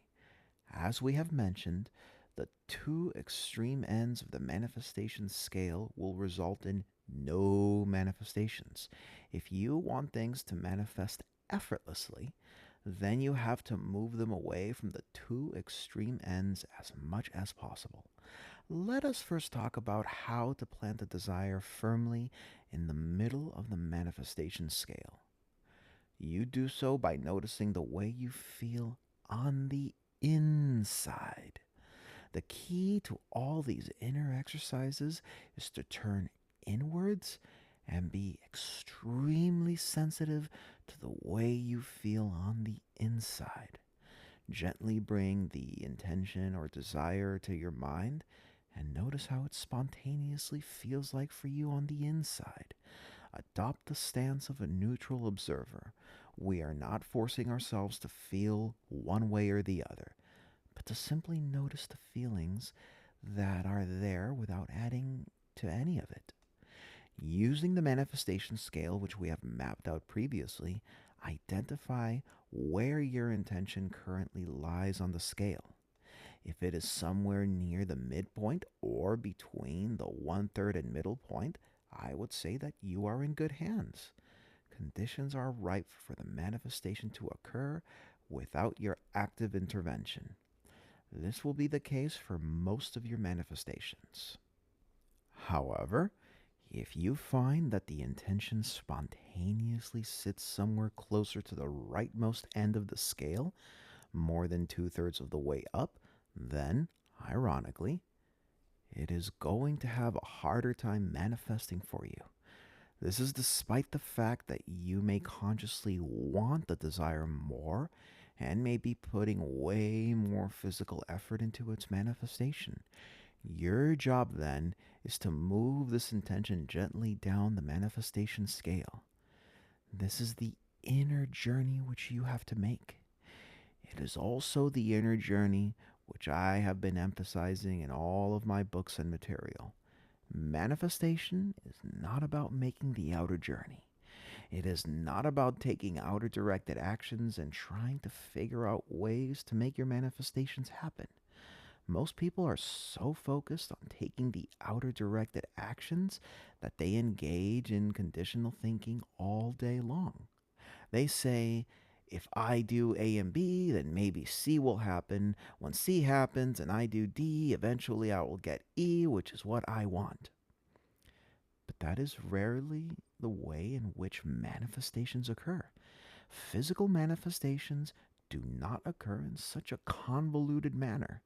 Each time I have tried to engage in conditional thinking like the above, trying to figure out which dots I should connect in order to get to my eventual point, the results have been disappointing. When I eventually reached point E, I wasn't happy at all. Instead, I felt emotionally drained and at times filled with negative emotions. That's because in order to move through points B, C, and D, I might have taken lots of convoluted actions to get there that were not in line with my highest good. Allowing oneself to be involved in politics at work is one such example of getting from point A to E in a convoluted way. Suppose that your endpoint E is your desire for a better career or a promotion. Most people then resort from getting to A to E in the most convoluted way possible. Someone I know goes out of the way to engage in all kinds of actions that ingratiate and hopefully get the attention of his CEO, not knowing that he has alienated many of his coworkers along the way. If he truly understood these universal principles, he would have set a light intention to be at point E and then let the universe take care of everything else. He would find himself moving from point A to E in the shortest, most harmonious, and effortless way possible without selling himself short, as it were. Anytime you feel like you are selling yourself short or putting in too much physical effort for what it is worth, stop and examine whether you are engaged in conditional thinking. Are you trying to compensate for your lack of inner alignment through forceful physical actions? The universe knows the best way for you to go from point A to point E immediately in the most straightforward and pleasing way without needing your intervention. Therefore, do not try and figure out how best to get there by connecting the dots beforehand unless you feel inspired to do so. I can say, looking back at my own life, that there has not been a single instance in which conditional thinking worked out for me. There has not been a single instance in which this kind of action has paid off. Sure, it has resulted in small manifestations for me, but those manifestations were often loaded with lots of negative feelings as well. For example, in the case of the gentleman I know, his rise at the workplace was accompanied by negative feelings and comments from his coworkers. If he had recognized his role as a true creator and relaxed into the ease of it, his rise at the workplace would come easily with none of the downsides. The universe always has the ability to deliver what you want purely. As you move up the manifestation scale, the tendency to engage in conditional thinking increases. This means that you start wondering about what you should do next, or whether you should be doing this or that to make things happen. An individual who has no knowledge of these spiritual principles will be tempted to go out and take all the outer directed actions, but you now know better than that. Take it as a signal from your higher self that you are not yet ready on the inside. When you truly know what actions to take, they will feel very natural to you. Taking action at that point in time will then seem like the most natural thing in the world to do. Until then, sit still and do not act. Work on yourself first. Work on bringing your intention down to the midpoint of the manifestation scale where magic and miracles occur. When you feel a spontaneous sense of worry and doubt over the eventual outcome, gently let the thought go without engaging it. Here's a worry thought that comes up for you, and you can either choose to follow that train of thought or to gently let it go and ignore it. For some people, it may be helpful to say, "Thank you for letting me know," before gently letting the thought go. You are thanking your ego mind for doing its job, yet at the same time, you are not allowing it to go into overdrive. If you are persistent at doing this throughout your day, you will find that the worry thoughts stop cropping up for you. They stop arising spontaneously for you. Your ego mind knows that it is fruitless to bring the thought up because you no longer believe in it. Persistence at the beginning of the process is important. As you stop worrying over how or when your desires are going to come true for you, you may feel your desires slowly moving down the manifestation scale. While you may have felt extremely worried or attached to the outcome previously, now you may feel a loosening of your grip over the desired outcome. The manifestation paradox arises because right at the midpoint of the manifestation scale lies a sweet spot where you simultaneously want something and yet feel all right if it does not happen at all. In other words, you have moved from conditional thinking to unconditional thinking. Now you are all right and at peace with whatever outcome there is. You have done your job of keeping the intention centered around the midpoint of the scale, and it is the universe's job to do the rest. If you can make peace with this fact that your desire may or may not materialize despite the intentions you have set, then you have truly eased yourself into the manifestation sweet spot. As I have mentioned time and again, this feeling of being at peace and at one with whatever outcome that occurs must be genuine. It must not be only at the level of your words.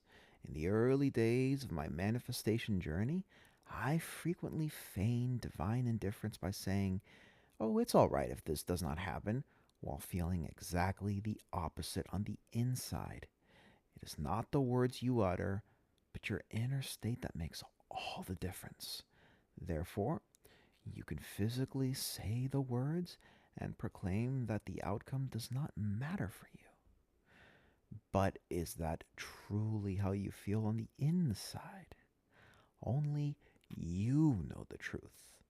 This is the truth that the universe picks up on every single time. Let's say that you are unable to let go and be at peace with whatever outcome that happens. Let's suppose that you are not all right if the manifestation does not occur. What should you do then? This is where you are getting yourself trapped in the manifestation paradox. It means that you have still not mastered the manifestation paradox fully, which is the feeling of simultaneously wanting something and yet not wanting it. In other words, it is the feeling of wanting something purely, yet not caring about how, whether, or if, or when it will come to you. The first part, wanting something, happens easily enough for all of us.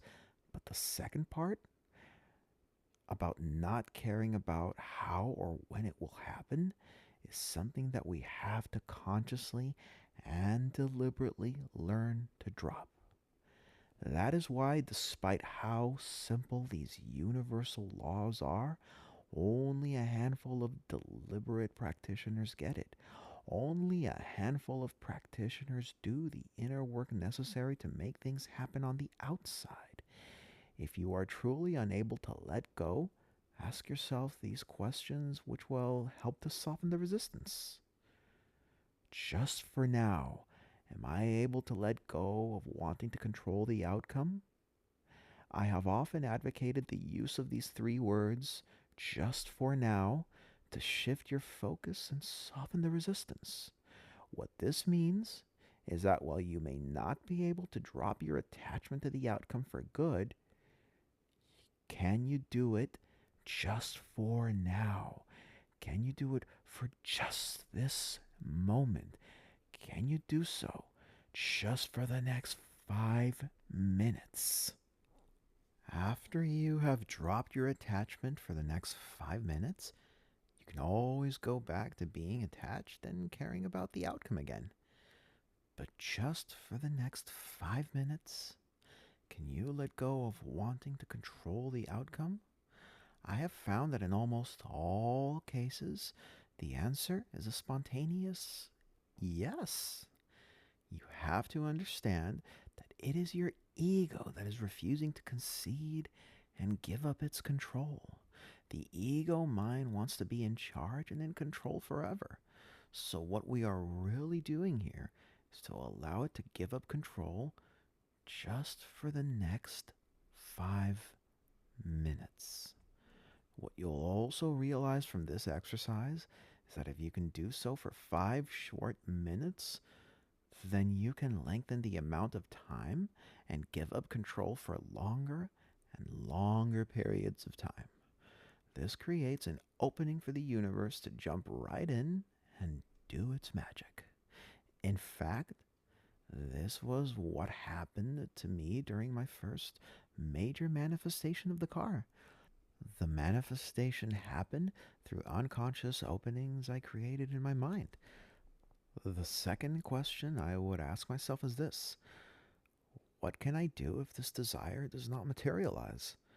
What can I do if this intention does not manifest for me? Upon some pondering, you'll notice that the answer is simply that you can do nothing. We can do nothing if our desires do not materialize. Let's suppose that we have done everything we could and set all of our intentions. We have done all the inner work necessary, and yet still the intention does not materialize. What can we do about that? What can we do to change that? The truth is that there is nothing we can do about the situation except to work on ourselves and to fine tune our inner states. So attachment to the outcome is really futile. Things are either going to happen or they're not going to happen. Manifestations are not going to happen just because you worry about them more. Worrying is probably the single most counterproductive and destructive use of your imagination. Give it up. Chapter 9: The Substitution Technique. The paradox dissolves on its own.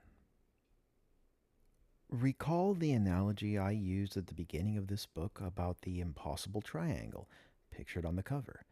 The first time you see an image of the impossible triangle, your mind automatically jumps to two contradictory conclusions.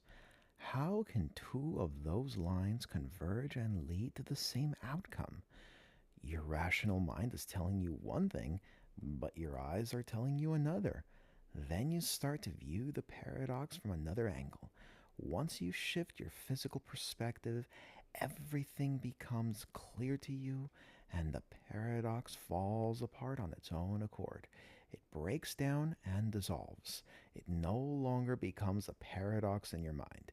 Your mind can now hold those two seemingly contradictory outcomes and contemplate them at the same time.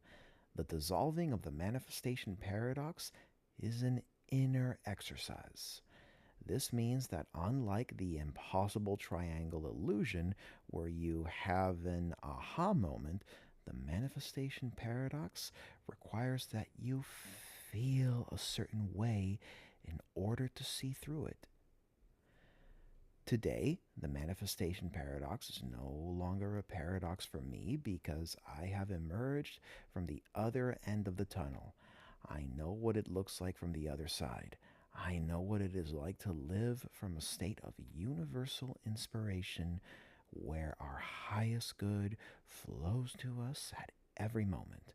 Therefore, the contradictions that I conceived of in the beginning are no longer contradictory to me. I have now achieved a new understanding of how those two seemingly opposing end states can coexist together. You too can do the same as we reach the closing of this book.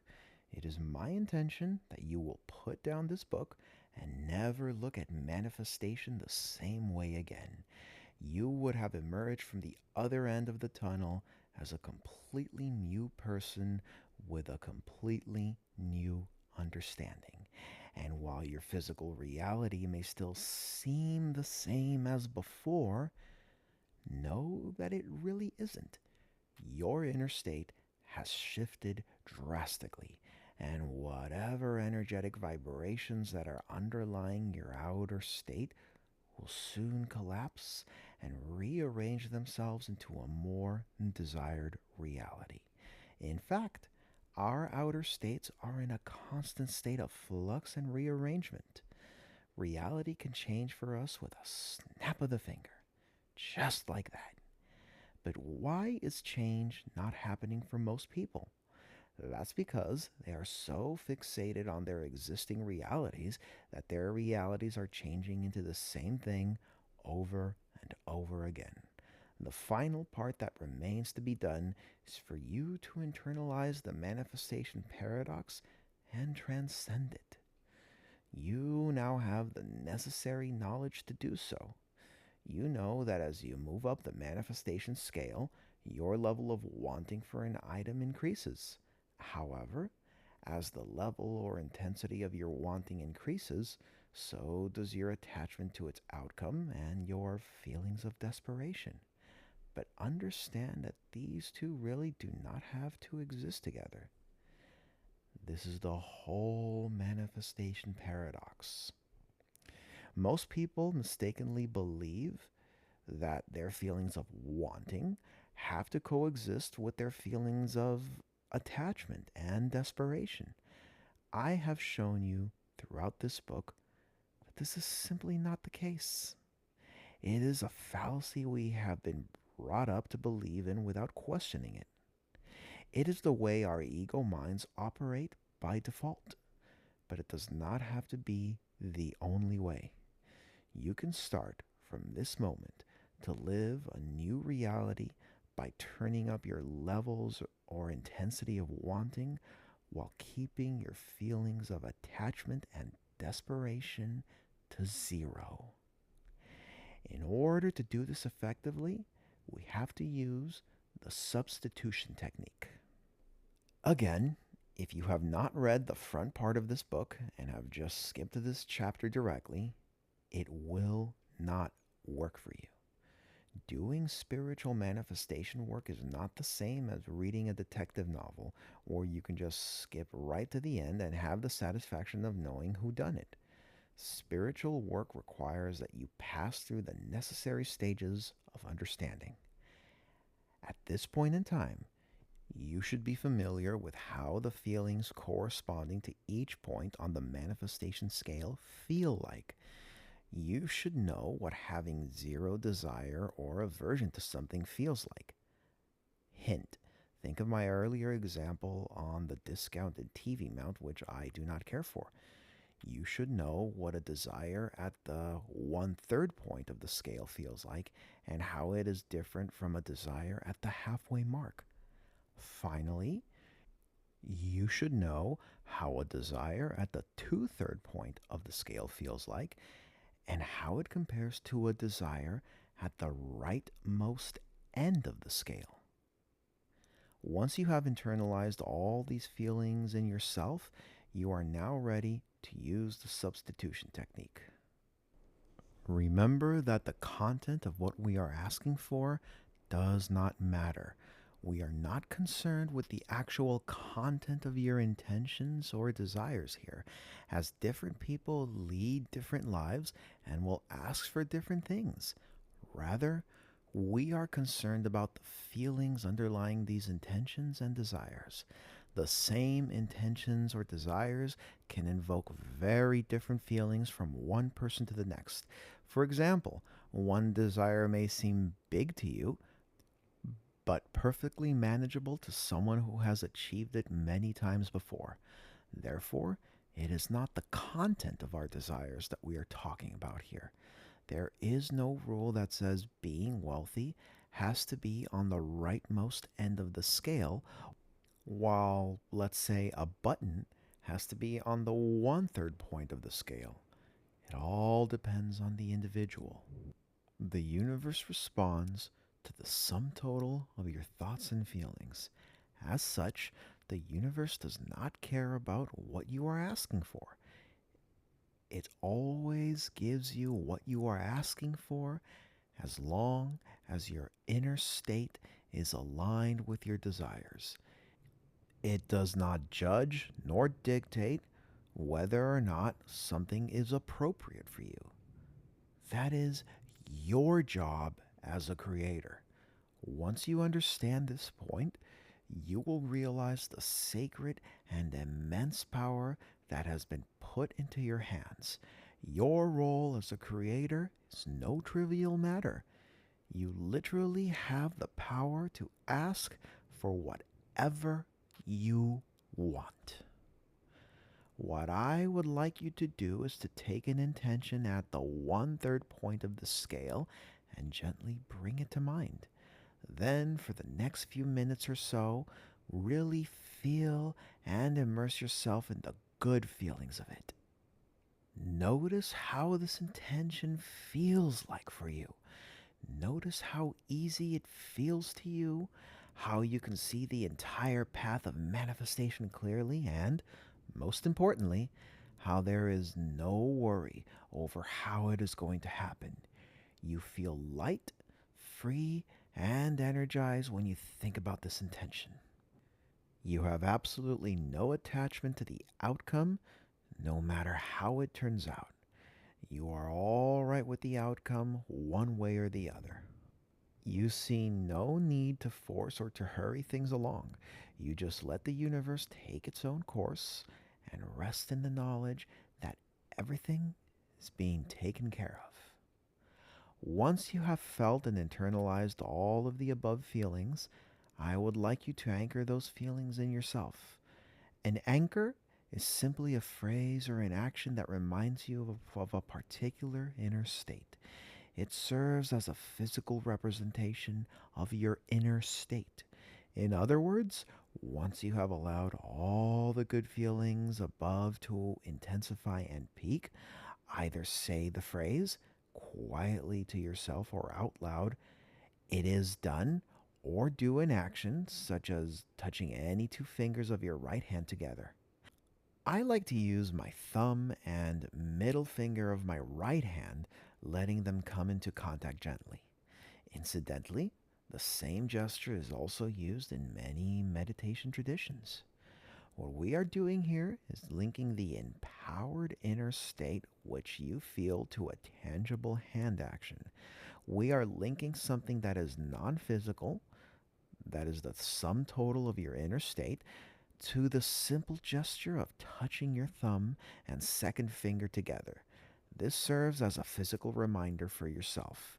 Each time you engage in this exercise of pondering an intention that is one-third on your manifestation scale, something that gives you a sense of ease and flow, gently touch your thumb and second finger together. Doing so anchors and deepens the state of ease and flow. Each time you do so, you compound the effect of all your previous practices, leading to a very powerful solidification of this positive inner state. The use of symbolic hand gestures has great significance in many spiritual traditions, and I believe they serve as anchors for one's own inner state. For example, as one deepens their spiritual practice, the use of these mudras, also hand gestures, helps a practitioner access all the empowering states that he has experienced before in the past. As such, if you have practiced feeling the same way 100 times in the past, the use of a simple mudra allows you to experience the cumulative compound effect of those 100 times. What's even more exciting is that as you do it for the 110th time, you are actually compounding and adding on to all the good work which you have done before. Of course, you do not have to use a symbolic hand gesture. You can just as easily use a statement such as, "It is done," or something else that feels right to you. You can choose your own phrase that most aptly describes the feeling you are experiencing as you do the exercise above. For example, if it is a sense of ease and flow, then you might say, "This is my easy feeling," or simply, "ease and flow." If relax is a word that sums all of it up, then you may simply say or think relax. For me, I like to let out a sigh of relief. And ah, as I feel all the tension melt away from within me. A friendly reminder though, be sure to try this in a quiet place if you intend to let out sighs and moans. Otherwise, you may attract weird stares and many curious questions about what you are doing. The purpose of using an anchor is to deepen our inner states. An anchor serves to remind ourselves of a particular inner state that we would like to deepen and develop. Therefore, as you are using the anchor, drop the content of the desire from your mind. Let's say that the intention you have chosen is, "I have a new set of curtains for the living room." This desire makes you feel good and sits on the 1/3 point of the manifestation scale. What you should do is to totally forget that you are asking for curtains and just focus on the corresponding good feelings generated. Drop what you are asking for from your mind. The nature of what you ask for is not important here. What we are after are the good feelings of ease and flow. Do this exercise several times a day. It takes only a few minutes each time until you really deepen and internalize that inner state which corresponds to the 1/3 point on your manifestation scale. The next part of the substitution technique is when you call up an intention that sits between halfway and 2/3 on the manifestation scale. This time, focus on your level of desire for the item. As mentioned, the content of the desire does not matter. Instead, use the content as a bridge to bring up the desired feelings within you. This time, ignore and pay no attention to any worry or nagging feelings which may spontaneously arise. Focus purely on your level of pure desire or wanting for the item. Can you feel your own desire for this item to be quite high? Can you feel a sense of desire and wanting? Can you feel a sense of positive attraction towards the item? Can you feel yourself wanting the item more? This sense of attraction or wanting is what we are going for here without any of the corresponding worry feelings. Once you have felt your desire purely in your inner state, anchor these feelings by touching the thumb and second finger of your left hand. Recall that in the previous step, we touched our thumb and second finger of our right hand together. It is recommended that you try steps 1 and 2 of the substitution technique above several times each day over the course of the next few weeks. The purpose of repeating the exercise is to internalize and become familiar with the feelings embodied by both ends of the manifestation paradox. When you can feel the feelings associated with your right and left hand gestures at will, it is time to move on to the third step where the action begins. The final step of the substitution technique involves choosing an intention or desire which you've had trouble manifesting. Pick any intention which feels stuck for you.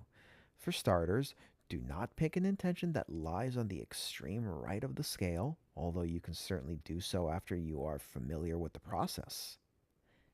The ultimate aim is to eventually work with all your unmanifested desires and move them to the sweet spot on the manifestation scale.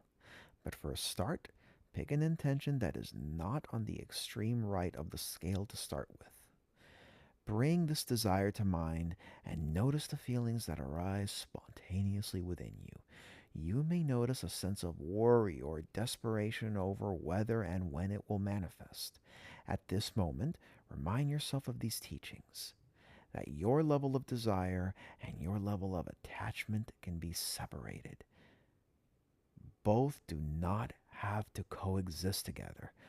Remind yourself of this spiritual truth each time you feel a sense of worry or desperation over your desired outcomes, and know that it is possible to drop your level of attachment to zero while still maintaining a relatively high level of pure desire for something.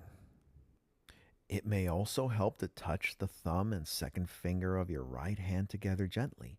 This serves as a reminder for you to access and feel the feelings associated with having no attachment to the final outcome.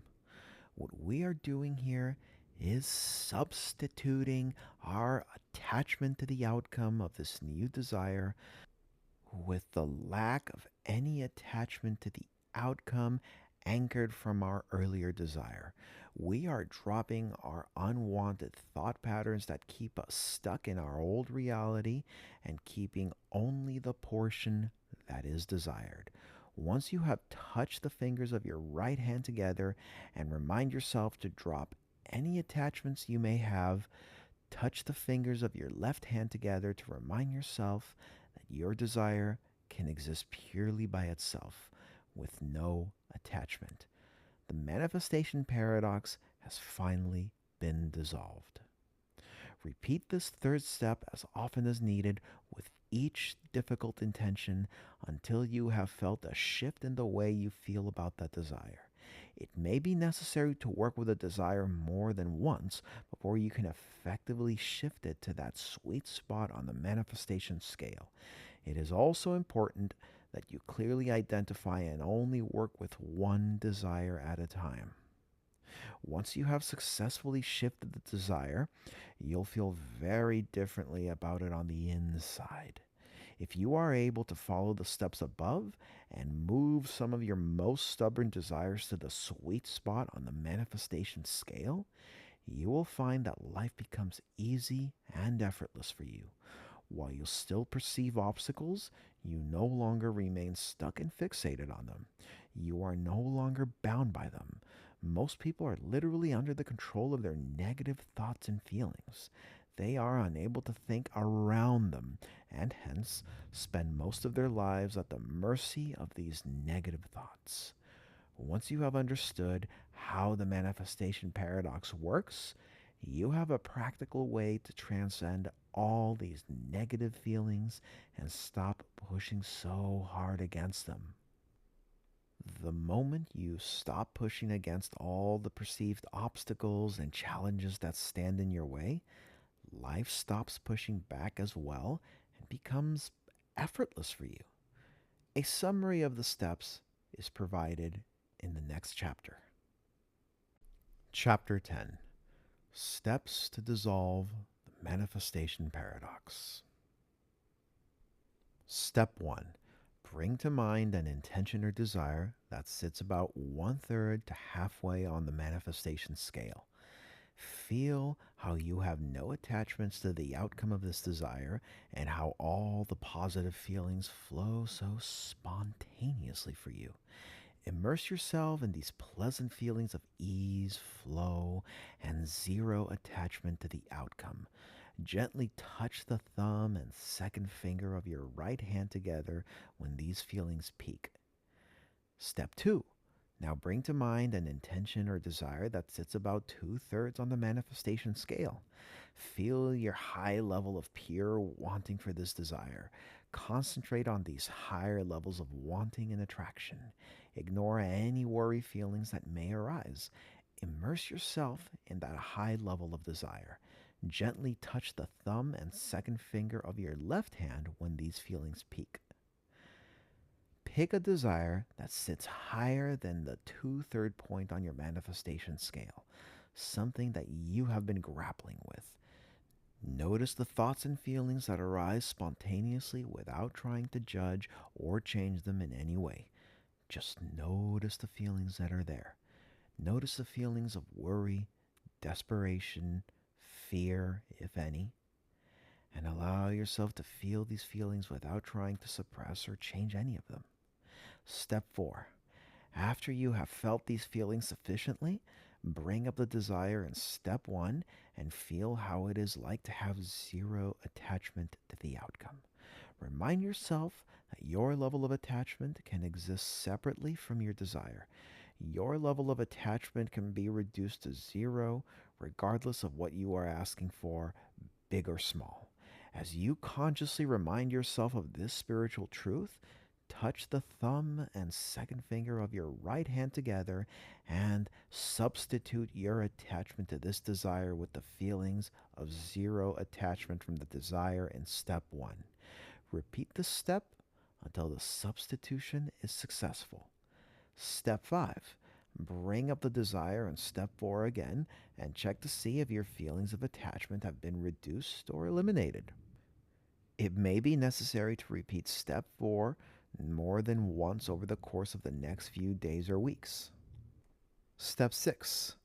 Once the substitution has been successful, touch the thumb and second finger of your left hand together while immersing yourself in the feelings of pure desire or wanting without any attachment or worries about the outcome. Remind yourself that all you need to do is to desire something very purely, with no contradictory vibrations, and it will come to you very easily. Step 7. Bring up the desire in step 4 again, and notice how it feels like for you. If the substitution has been successful, it should feel the same as a desire that sits around 1/3 to halfway on the manifestation scale. The manifestation paradox has been dissolved. Keep your desire around this point on the manifestation scale, and it will materialize in your physical reality fast. This is all you have to do to harness these powerful universal laws. It is done.